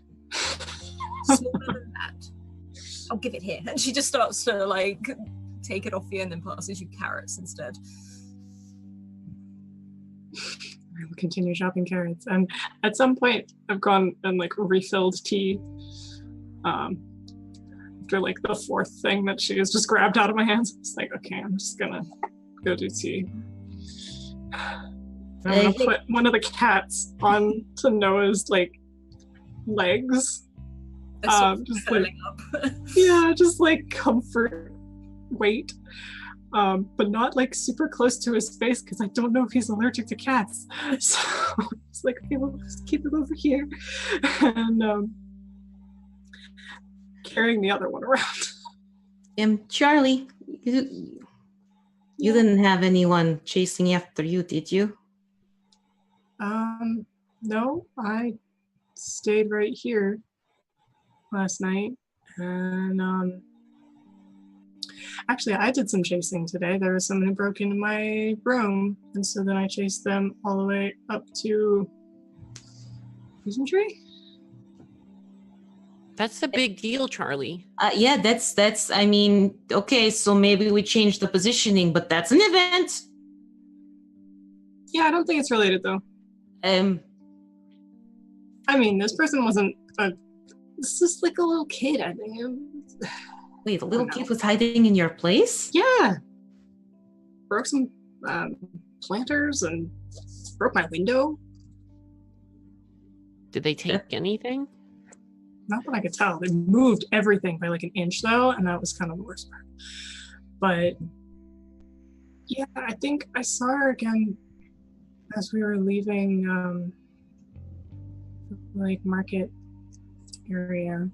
But well, what's she look like? I mean, I'm thinking you chased her, you probably got some idea. I mean, all I really got was vaguely girl. She had her head covered and most of her face. I know she was wearing colorful stuff, but really what I would recognize her by is her Inanakwe is a little red panda. So she's a you and me? And a him? Yeah. Yeah, which, I mean, she jumped off of the roof and then just kind of bounced, so I would hope that she has some magic. Wait. Okay, maybe we need to talk about levels of excitement, because, that to me, chasing person, they jump off roof and they live to tell the dead. That's kind of up on, 1 to 10. We're looking at a 13, just saying. Yeah, I don't think it's a good idea for us to rule anything out right now.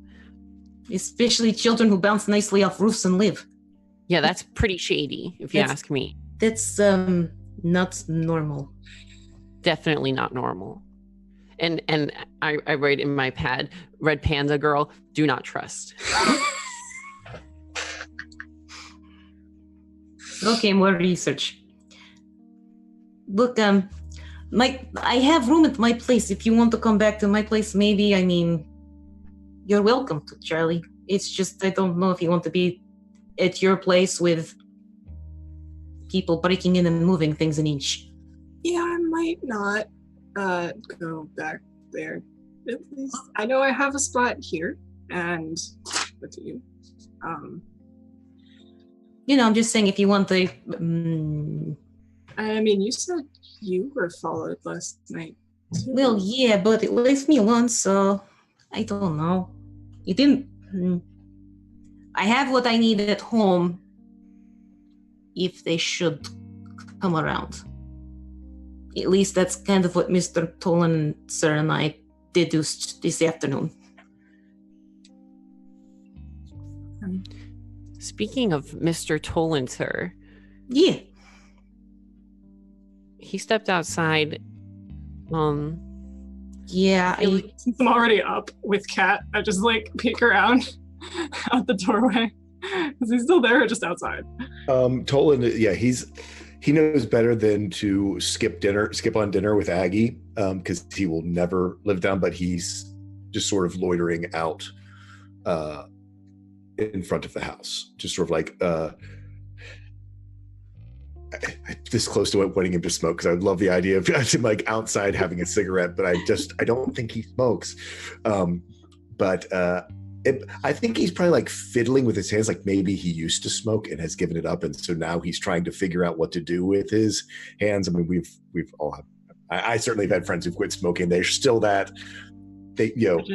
so he's got the fidget where he's out there, and he's probably, again, he always has things in his pockets. In fact, he's sort of tumbling over in his hand just a small little device that he pulled out of his pocket, and is just sort of almost like one of those fiddler cubes types of ideas.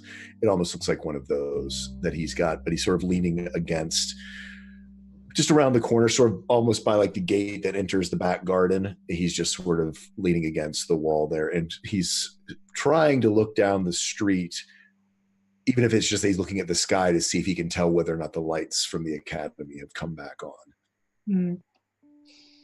I know there's probably not a direct shot from here, but just yeah, you can sort of look at the clouds and see whether or not there's the reflection off the clouds. there's Here in not a Atlanta, you can always tell. direct like viewpoint, but you can see one of the tallest sort of like spires of it, and you can see a light on in that. And down from Aggie's place, you can see there's a fair few people actually crossing your path tonight. Not near you, like further out on the tracks. You can see them on the waterways, as you can guess they're probably going to the night market. Further down the way where you see people heading to the night market, you see that flash of blue. It's Matthias, but he's very much in the distance, but he sits on the edge of the waterway, and he doesn't seem to be going in the direction of the night market. Tolan starts walking that way. After a bit of a walk, it's more that you spot the color of his hair and the Anarque that sits by his side, sort of on his lap as you get there, on this sort of stone floor, and you see it drop down into the canal, effectively. And he seems to just be watching this very light, vivid, vivid sort of waterway. You can see steps down the side of this going straight down into the water. And you can see more of the gondolas going past, lights coming up from underneath. And not sure whether they're an Anarque or actual fish, but you can hear something. Tolan, he sort of waves his feet off of the edge. He doesn't actually notice you coming up. He seems to be very, very lost in thought.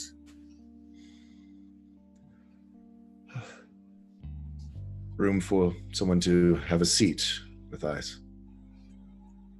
Oh, you scared the Jesus. Yes, of course. It's a free waterway. Sit wherever you want.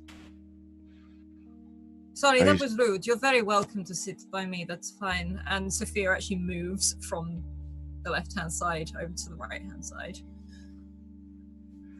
I used to sit on the waterways late into the nights many years ago, just taking in the magic of this city. It's pretty. It is. Heard you had an interesting evening. I did.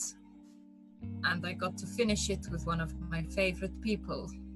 One of your favorite people. I heard he's got his finger in things again as well. He has. It's fine. I did as Paula asked.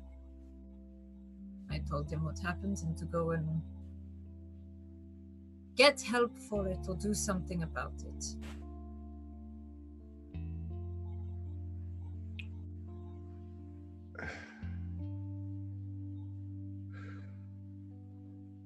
Is the boy okay? The short one with the, yeah. Exhausted. But alive. Alive. His Inanakwe has been drained, though. Pauses. Strange. Very much so.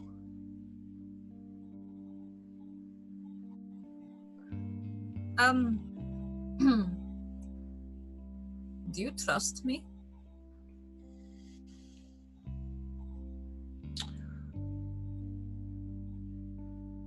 He sort of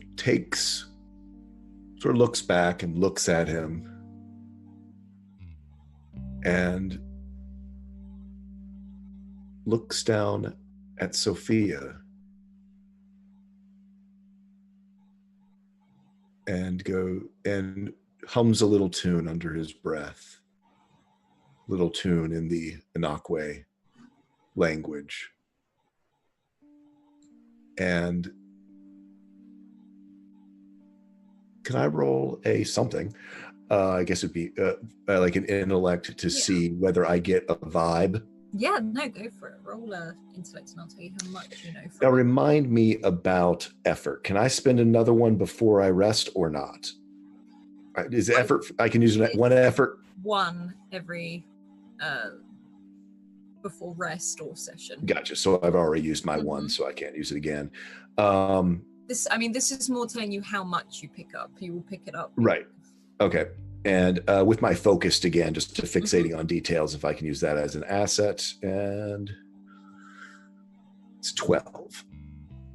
You sort of hum this song, and Matthias's head still sort of stares down into the water, but you see Sophia's sort of small little head perk up, walk over, sort of trot over his legs back to where the side that you're on, and you feel a sense of it's a strange mixture. It's almost a mixture of calm, regret, and she's sad, but there's no sort of untrustworthiness, there's no manipulation, there's nothing in this. He reaches out just sort of a single finger and just sort of, with being a little ferret, sort of scritches it with one finger, index finger, actually probably pinky finger, just sort of between the ears. You see him sort of do that shudder sort of down his back without him noticing what you're doing. Yeah. No, I trust you. Good. You've lived a very difficult situation. No, it's just nice to know that someone does. And he sort of pulls his legs up into sort of like that knee, like his knees up, and he has his sleeves rolled up, and he's sort of resting his arms, his sort of tattooed arms on the side, and Sophia crawls up and sits sort of on top of them. It's good to know someone does. I mean, you don't use magic, but you don't seem scared of it, which is quite nice. That your name has followed you and haunted you for ever since your brother rose to the position he's in the notoriety. Yes. Some people like my brother, some people trust him, trust the church, and they don't trust me or people like me. But then I guess you know what that feels like. Yes. Well, your brother and I guess he would not be in the position that he's in if it weren't for me. What do you mean? His notoriety, his voice, and the amount of power it carries is quite a bit due to his efforts regarding me. He is an opportunist. He is loud. He is cruel. He's very cruel, actually. If just pray he doesn't become any sort of real power in the church. Well, I worry.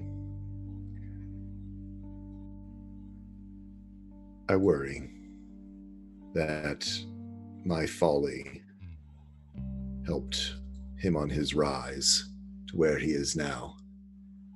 Look, Stalin, if you hadn't done something bad, then someone else would have done. Yes. You would have jumped on it. I actually knew your brother before Oh, you poor thing. I got famous. Sat here with a celebrity. Well, famous, I guess infamous is the more correct term. Perhaps. You see, you say he's an opportunist. Yes. For a very long time, we butted heads because every opportunity that I discovered, I made sure that he couldn't bend it to his will. He was quite upset about that. And Matthias just chuckles very lightly. Yes. But I hear he's been giving out advice to people. So I'll give you advice if he's giving it out.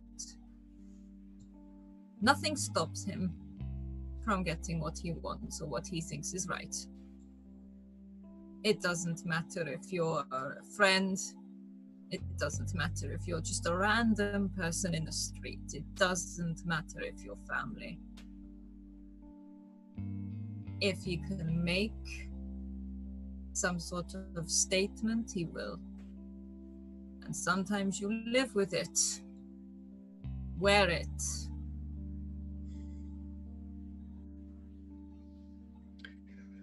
Yes, I am familiar with him being branded by Deacon Marks.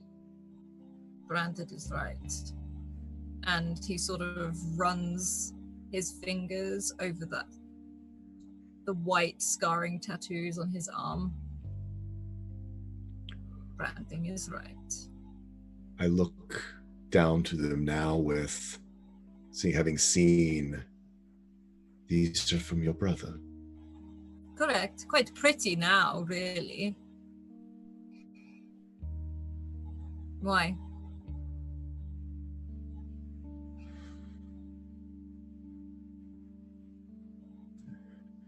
The boy, Noah, Yes.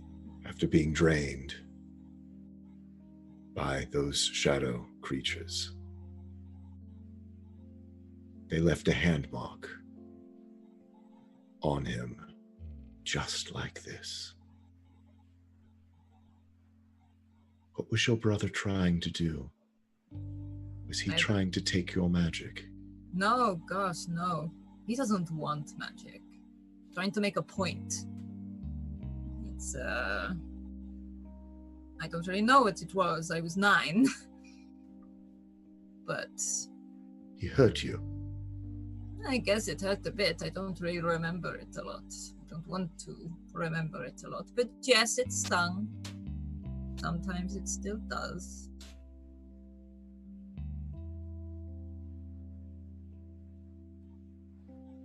Yes, your brother might be more than just have his finger looking for opportunity in this one.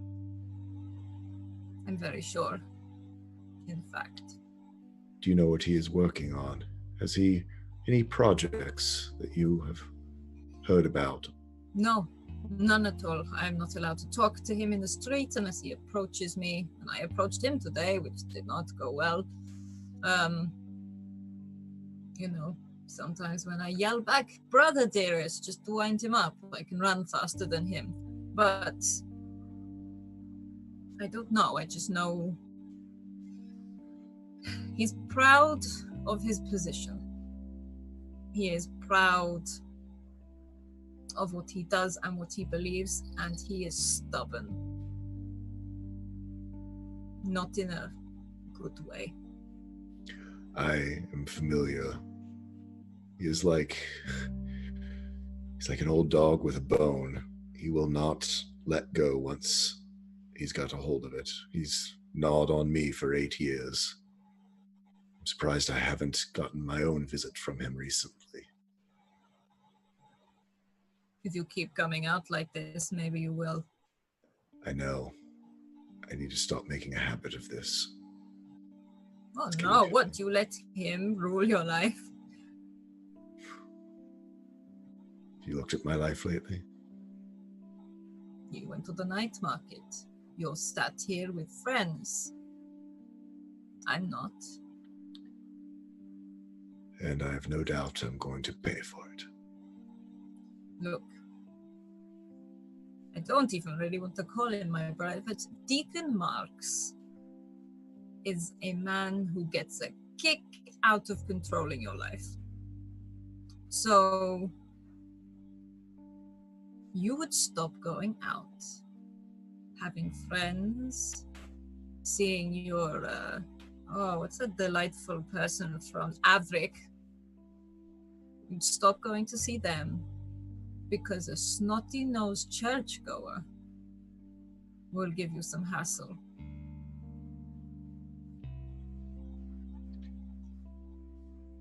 Have you ever thought about getting Aggie to talk to him?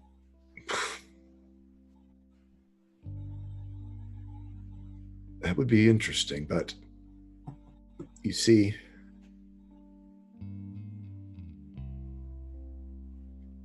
there's just one thing that's the problem.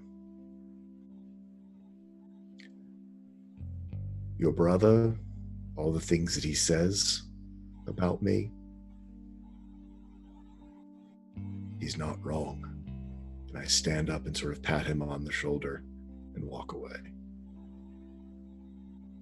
He stays there and watches you walk afterwards. Same here. And he turns to look back and looks down at the water. What is happening inside the house? Because at the moment, Aggie is cooking and it smells amazing. She's sort of roping you in to help, but you never seem to actually be doing anything because she constantly takes it back off you again. Just in a fuss, not because you can't do it, she's just in a fuss. As there's a lot of people here. I think I had leaned out the door and saw Tolan walking away and was just like, okay, no more tea. And then I turned back around and probably put the pot on again because we need more water. And helped. Nebulous helping. Yeah. As best I can. And then she sort of like, she passes you cutlery and is like, lay the table, please. Wrong voice again. That's okay. We love you anyway. She's like, can you lay the table, please? You may have to clear off quite a lot. And you see this table just covered in broken bits and bobs. You see a lot of books piled up. You can see Jemima sort of just spread out across one of the sides of the table. But Jeremy is currently curled up on top of Noah. I think what I'm doing is making a new table out of stacked books and other stuff to put all of this stuff that's on the table proper onto that. And just kind of around the cat who's just watching. I was to say, she'll probably just watch you go backwards and forth, looking a bit annoyed that she's been disturbed. And with that, so like something as it passes by. Mm-hmm. Well, you're not helping. So it just rolls over to the side. And both Polar and Dee, you're still near Noah, and Noah you can actually see but now it's like he's asleep now, no longer knocked out, but the salamander itself has sort of got up and is now walking across his chest, goes in the pocket briefly, comes back out, sort of inspects Jeremy, and is very cautious approaching this cat. But it's a good sign. It's a sign that he seems to be much better. Do you see that, Nadie? He looks a lot better now. Yeah, that's usually a good sign for them that they're, coming around. At this point, Prem is probably like perching over my shoulder, just sort of inspecting and watching, looking at everyone, and kind of gives a nod of like, okay, we're good. If you don't mind, Nadie, would you mind looking after Noah for just a little bit while I take a look at some of these books? I never got a chance to get a good look at this place. Yeah, sure, it's no problem. Do you want to call your mother too? Oh, I'm just asking because, usually about now you make contact at least. yeah. I'll stay with Noah. He's fine though. I mean, I'll sit right here next to him and, I'll count breath. You want me to count breath? I do it 1, 2, 3, however many. Oh, don't. All right, no need to be a drama queen, Nadie. Just you call me drama queen. Okay, okay, you go too. I stay here. All right. Yeah. Thanks again for helping me calm down. Your friend. Of course I help you. No questions asked. I really appreciate it, Nadie. And I'll get up and I'll go to a corner and kind of browse the books as I'm calling my mom, just like going through the shelves. And you can go through these books, and there's so many here, just a wide range in general. It's fiction and non-fiction. They don't seem to have an order, like, at all. They're just massed together, and the bookcases sort of leak into the kitchen as much as they are in the rest of the shop. And you can call your mum, and she picks up. She's like, hello, darling. What are we up to? Night market tonight, isn't it? Yeah. I am I'm heading there now. With some friends. So. Oh, did you want me to skip it for tonight? Maybe we'll go tomorrow then. Oh my gosh, right. You were gonna go to the night market tonight. I can meet you there. No. I definitely don't meet me there. Where like, is she sort of like listening to, almost like she can hear the background noise of Aggie doing something, and sort of Charlie with the kettle boiling, and Nadie sort of counting the breaths out of Noah. The night market, all kinds of weird sounds and weird things going on. Yeah, but you just sit tight at home. Actually, or you know what? Why don't you go like? See, we have a nice neighbor that maybe you guys can have dinner together or something. You're not talking about this neighbor again. Yeah. You don't want me to go to the night market? No, it's all right. I think tonight I'm spending time with friends, and I just. Okay, that's fine. Well, I'll do something. I'll figure something out. Yeah, no, definitely keep busy, and yeah.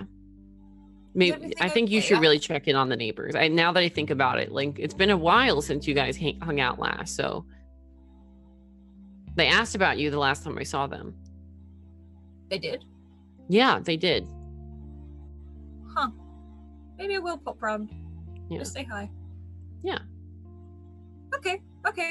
No, I'll do that. But is everything okay? Apparently the lights went out at the academy. Oh, it was fine. How good?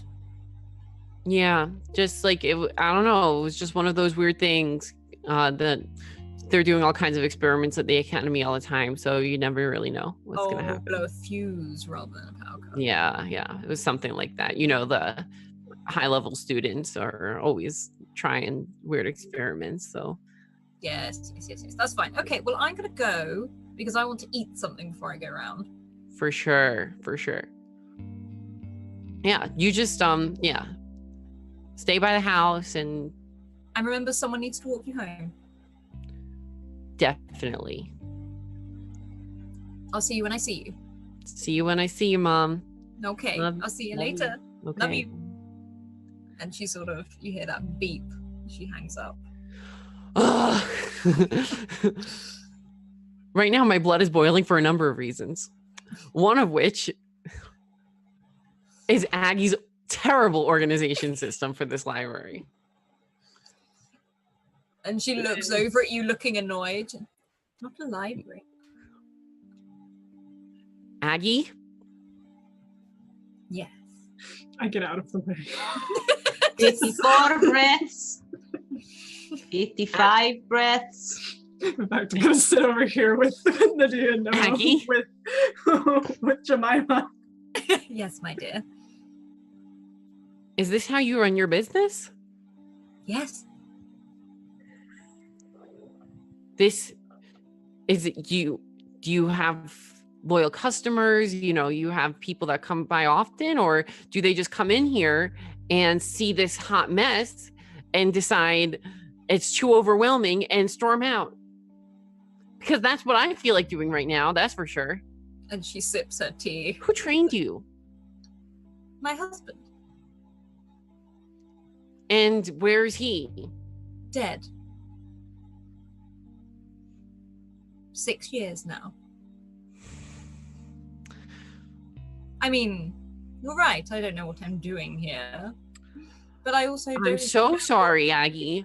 That is so not what I meant to do. That was very insensitive. She literally And just I'm raises an eyebrow. This is very hard for you. And you're clearly struggling. And if you ever need help... Paula, my husband did not teach me. He did not know a single thing about books. Clearly. I've always done it this way. He was actually an engineer. Oh, very smart. However, I never know how to catalog books because no one ever taught me. Maybe someone should come around every now and then and teach me. Okay. I think I can work that into my schedule. That'd be lovely. For sure. You know, actually, you mind if I have breakfast here? Because What sort of let me thing tell do you, like? breakfast at home is, I'm getting a little tired of instant omelets. It's just, Yes, no, that sounds horrific. yeah. No, come around here. I'll cook you breakfast and you can sort my books out. How about that? That sounds lovely. Okay, so and then I take out my pad and I flip the page over from the page that has like all like the different people that I've met and there's actually like a calendar page and it where I block out all my time and there's like it's so full. It's so almost like the page is crammed with words and like some words are like bending off the side because every hour of every day is now totally filled. Like just they're clearly Paula is a busy girl. She smiles watching you fill it out. She, maybe you could let me know what you like for breakfast and I'll pick it up next time I'm at the market. Oh yeah. I mean,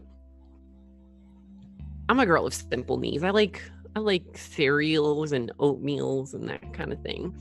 So nothing too fancy for me. I love bagels. I'm sure I could make some bagels.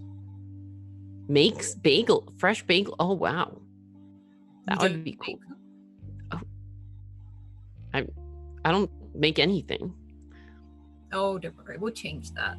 And she starts sort of again sipping the tea, and she's like, Charlie dear, the clock seems to be wrong. Can you just move the hand just one more loop round, please?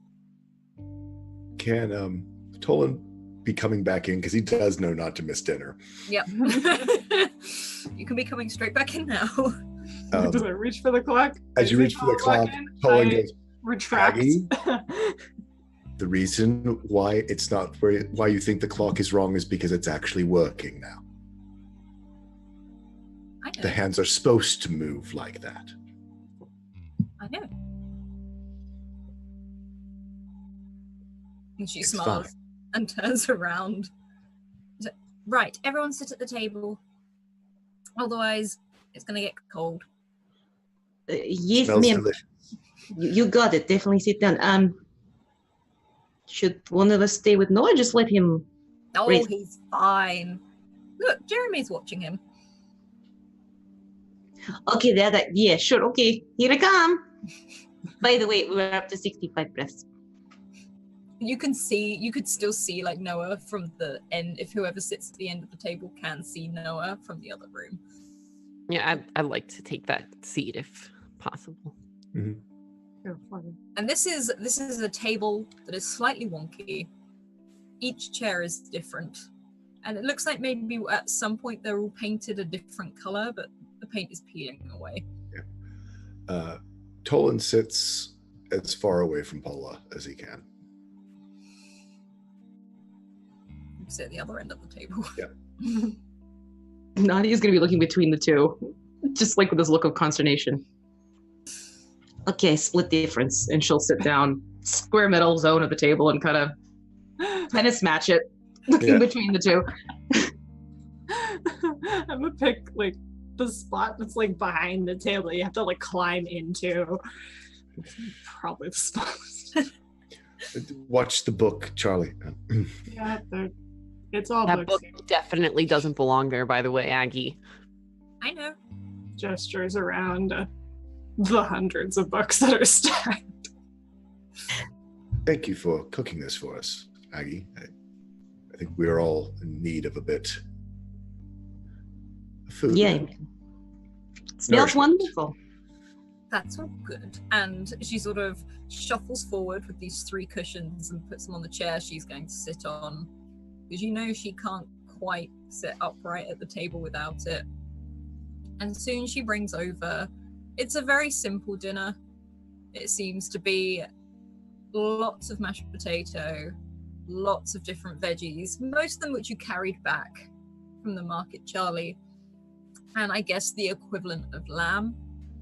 You just see a big leg of lamb, which she immediately hops on this chair. Her feet don't quite touch the ground. And she starts handing out plates, and she pushes the carving things towards Tolan. She's like, would you? Of course, yes. Sure.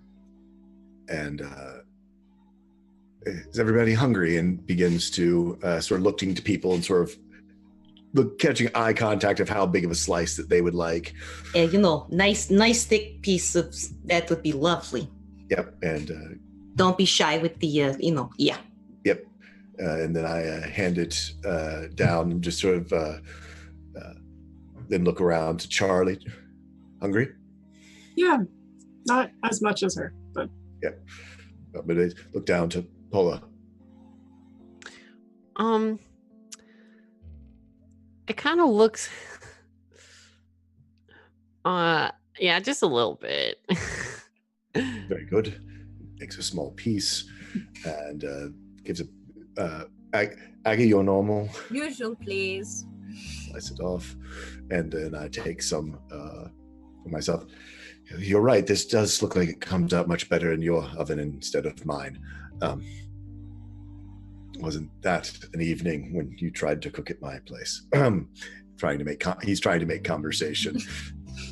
And she sort of holds up this sort of tray, like gravy, as she passes it over to Nadir and watches you all in silence sort of pour this gravy on, pile on this mashed potato, this sort of red onion gravy, and this food, and pours like drinks, and sits there on her like cushions. Wow, isn't this nice? Is that food delicious? Don't talk with your mouth full, dear. Why? You're rude. Is rude? Yes, it's rude. White. Oh. Yeah, okay. Sorry. You know, Aggie, I've actually had some instant mash that's kind of like this, except it has a little bit more flavor, but you know, this is nice. It tastes more authentic. Oh no, you mean additives, darling. And cardboard.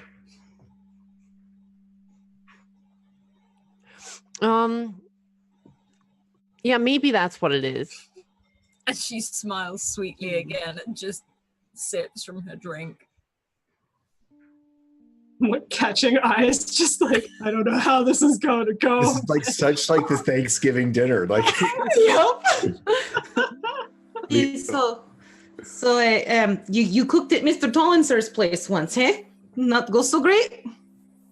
Oh no, it wasn't too bad. Maybe the oven could use with a bit of a It's more the pots and pans and yes. utensils and basic cooking things. I mean, who needs to have, pepper and things at their house? Yes. Who? If, When when I meet them, I'll let you know. I've never picked up the art of cooking. Not yet. Yeah, that's the best part about ordering out is that they get to, the restaurant puts all the pepper and stuff on for you. You don't have to worry about it. Oh, but then they come to your house. I eat out mainly. Well, Oh. that's an option too. That's another layer. It's delicious, Zaggy. Very good stuff. Thank you. And she sort of again, she finishes quite quickly, and you can tell she's just enjoying you all, just watching you all eat. And soon you hear sort of a stir from the sofa, just like ow. Okay, this is not the library. Paula will definitely like hop out of her seat and run over to Noah. It's just like, oh, Miss Paula. And he just sort of tries to sit up, sort of flops back down on the pillow again. He's like, I don't mean to alarm you, but there's a cat at the other end of the sofa. I didn't have a cat before. Is this felonious? As he looks with a mild terror. This is definitely not felonious. But where am I? You're at Aggie's bookstore. Aggie, you might want to introduce yourself to your new guest. She doesn't get off her chair. She literally leans around the corner, just like, hello, sleeping child. Tolan grabs the chair so it doesn't tip over with her in it. It is like rocking, and rocks. So you can sort of pull her back. Like, Yeah, sort of catches with his foot. Thank you, dear. Careful. So you're safe, Noah. You're safe. What happened? I feel really nauseous. Just like headachy. That's okay. You can feel however you need to feel. I'm not good at this. Aggie, should I get him water or something? Water, tea, fluids, anything. Go for it. Just help yourself in the kitchen. Okay, I'm gonna get you water, Noah. And he's like, okay. You stay there. Self up and looking around. Okay, you stay. Don't stand up or anything. And as you walk past Aggie's like, give him some biscuits as well, sugar level, you know. Want me to go sit next to him while you get something put together? That would be awesome, Nadi. I Okay. actually set my hand on Nadi's shoulder. Do you mind if I go? Have you met Noah? I have not. Okay, I introduce, at the very least. That's fine. Okay. And so I let Nadi lead the way. Noah looks, he's like, oh, Nadie, hi. And he seems almost like, you know when someone's just a slightly coming off of anesthetic? He's sort of like that right now. Hey, Noah. I already know how you're doing, so I'm not going to bother you with this one. But this is Mr. Tolan, sir. And he sort of lolls his head to the side, like, Oh, hello, honey, Mr. Tolan, wait. She'll take his head. Let's kind of keep the head from, whiplashing. And he blinks a couple of times. He's like, thank you. Hello, Mr. Tolan, sir. He sort of glares at Nadi and then looks over. Hello, Noah. Do you remember exactly what happened? What, in the library? There were some people who approached you. Yes. And he just keeps blinking like wide-eyed as if he's so tired that he's trying to stay awake. And he lifts up Noah's arm and sort of shows it to his eyes and goes, do you recall if one of them grabbed you here? And he sort of looks down. He's like, ah, and sort of like pulls at his skin just to like see it round the side. Yeah, one of them tried to grab me. I don't remember much else. It's just so cold, Like frostbite. I don't know. I've never had frostbite. Valid. It's kind of like when you get brain freeze when you're having one of your cold drinks after dance class. Oh, maybe then. Yeah, kind of like that. But in my arm. Yeah. That's good description, Nadi. Sometimes the chat or something good comes through. You never know. Were you able to see their faces? And he pauses for a moment.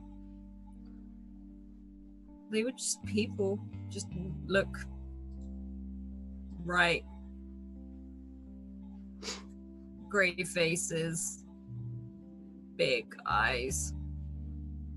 It's very... I don't know. Like, they just sort of... It's almost like he's just rubbing his face to feel like he's trying to get feeling back into it again. Hey, honey, take it easy on your face, okay? It's still there, I promise. It looks just same. But, here, drink this, and by then, and he reaches over and sort of, and you see him go in for a drink, and this salamander comes up as well and dunks his head in the water the other side of the glass. Is that sanitary? I don't know if that's... It's normal. Don't worry. He's fine. Okay. It's just basically another part of... It's us. Yes, person. Okay. Well, people can be pretty dirty, so... I'm not dirty. True, It's like Noah looks up at Paula. Nadi's gonna look a little like, what? We've all seen you after dance class, Noah. You get shower. sweaty and twice a week. You're not fooling anyone, Noah. You could wear as much cologne as you want. We all know. He looks at you and then quickly glances over at the others. He's like, really? Yeah. Well, at least Nadie probably knows, right? Nudge, nudge. No, you can see the real Noah sort of coming back a little bit. No, it's good. Don't worry. It's a thing. Can we stop talking about Yes. why smelling now, please? When it happened, Yeah. did you hear or feel anything from your Inanakwa, your gecko? No.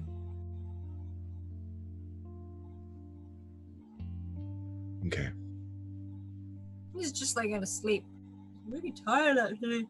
And he sort of yawns, rubbing his face again. You probably will be for some time. Right. Sorry, who are you again? Mr. Tolan, sir. No, I know Mr. Tolan, sir, but where have you come from? I have a junk shop over on the other side of town, over near the old Gardenias district. Okay. Okay. Listen, maybe we Just shouldn't trying to be. take in his surroundings. Maybe we shouldn't be interrogating him right now. Yes, Yeah. of course. Tolan backs off. He's not all complete. Yeah, he probably just needs to rest. Yeah. And Aggie sort of leans over on her chair again. I mean, he can stay here. There's a guest room. We should probably let Noah's family know where he is. Is he still locked out of the house, though? Is that no? I found my keys. Well, that's good. I didn't find my phone though. That's a problem. That's a problem. Do you know your your family's contact information? Yeah. Can I call them? Yeah, and I'll hand Noah my phone. And he starts to dial up and have a conversation. Aggie looks over. Oh, sorry, go on. I was gonna say while he's on the phone, I would probably turn to Nadi and Talon and try to get everyone in the group and Charlie too. And guys, while he's resting up, let's just try to help him relax. He's in a strange environment and he was just attacked by some kind of monster. So let's take it easy on him. Okay. I know I was just teasing him. But at least with the questions, let's. Artsy. So, and Aggie sort of No, moved do you like tea? over. Offers off the phone. Yeah, he's sort of like, I guess, please, as he sort Yeah, I've of got a sweet one. half nods. And Aggie comes up to you, follows him. Was it just you two in the library then? Not exactly. There were the shadow people, of course, and there was Matthias. And like she glances over at Charlie, who's by the kettle. Blue-haired boy. Gave me lots of leaflets. I put them in a drawer somewhere.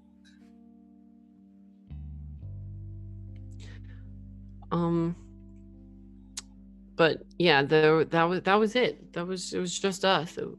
Well, is he okay? I don't know. I hope so. I mean, we were outside of we managed to get out and lock the door. So, but I had him stay and look for help to clear out the library because I don't want any of the books getting damaged. Well, you seem like a very sensible chap, so he probably did do that. I sure hope so. Otherwise, that would just be one more reason not to trust him. Not trust him? Why wouldn't you trust him? Oh, I don't know.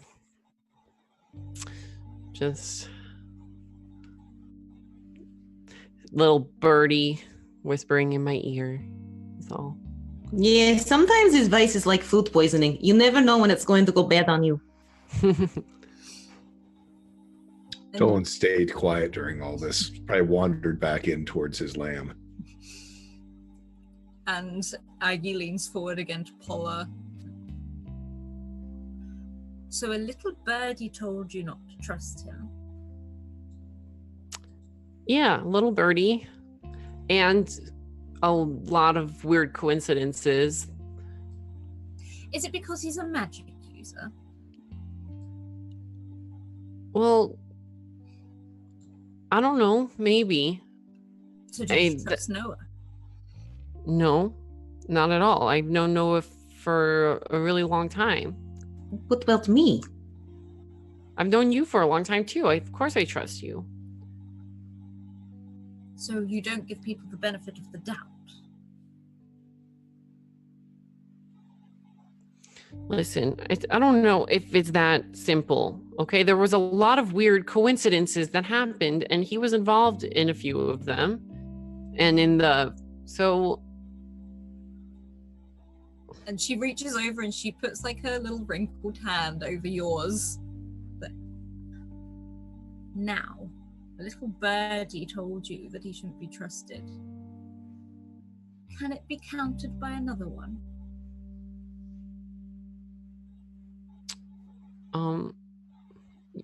Yeah. I mean, I guess that would be valid. I mean, it wouldn't really it wouldn't cancel it out necessarily, but I'd add it to I'd catalog that, add that to my list. You trust him. Okay, good to know. This is good. Thank you for sharing that with me. She sort of tilts her head to look at you. Everyone should be given a chance. Everyone. And you know what? I agree. I think we're all on the same page here. I'm just trying to be careful. Being careful is a good thing. I also agree with that. Look, we have so much in common. As she smiles. Being careful also makes you miss out on a lot.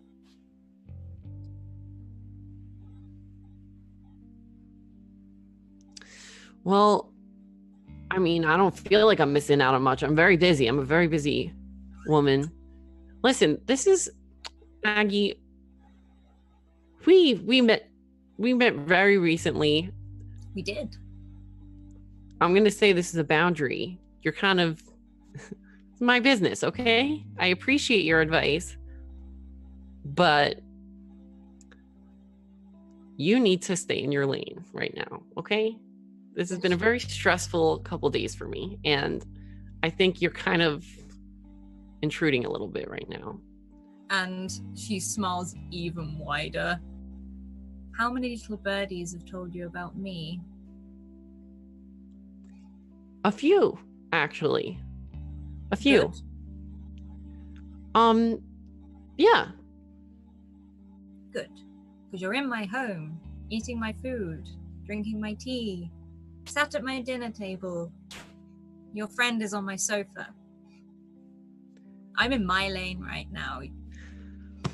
All right. I'm sorry. I didn't mean to seem ungrateful for what. Oh no, I'm just letting you know where you are. And you're very welcome. I'm sorry. I'm not ungrateful. I'm just. Oh, I know you're not ungrateful. Otherwise you would have left by now. And you would be cautious. All right, you win, Aggie. Like, another cup of tea then. And she sort of hops off her stool and goes to boil the kettle. It's already boiled, and I've just been digging through a drawer looking for, we don't have any loose leaf of the one that I have in mind, but we do have tea bags. And so I pull out a bunch of these pamphlets that are in with the tea. I grab like this kind of cinnamon, like apple cinnamon type tea. And shove the pamphlets back in there and just like make a cup for Noah. Put some sugar there, just like a nice, easy drink. And bring it on over. If and probably catch eyes and told her about it, that whole talk that just went down, just like.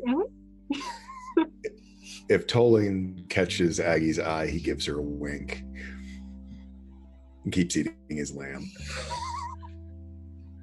Nadia's put the earbuds back in this whole time. And Paula's Aggie bummed. brings- She's like, she's like slouching her seat. Yeah. Delicious lamb, Aggie. Thank you. Charlie helped me make it. And she sort of walks over to Paula and hands her a cup of tea. Welcome, my dear. And she walks over to Noah with this plate of lamb, gravy, mashed potato, and vegetables and puts it in his lap before pushing Jeremy away from it. As you all sit there for this evening. And the berries and the flowers outside just give that soft glow. You can see her garden almost light up as she's left the back door open. It's still quite warm this evening. And Jeremy and Jemima run outside and snooze in the deck chair. And that's where we'll leave Doors of Dunera this week. Yay! But I don't want to go yet. Why? It's so cozy. I have good food and music. Can I stay a little longer? Aw. Listen, I still man. have kettle corn to go through. We Yeah. can- Yeah, see, the gauge is still there, so we have to, Yeah. Gotta keep going, I'm sorry. Don't go until the last kernel's eaten. I could play this game for hours. Oh, yeah. I love it here. I could play this game for hours. So, everyone, please check out all of the wonderful links that are coming up in chat right now. And a huge thank you to our wonderful sponsors in the form of Bird in the Storm, where you can get a mug the size of my head, literally. And also the fabulous Mage Hand Press. And you can see the links to all of their stuff down there as well.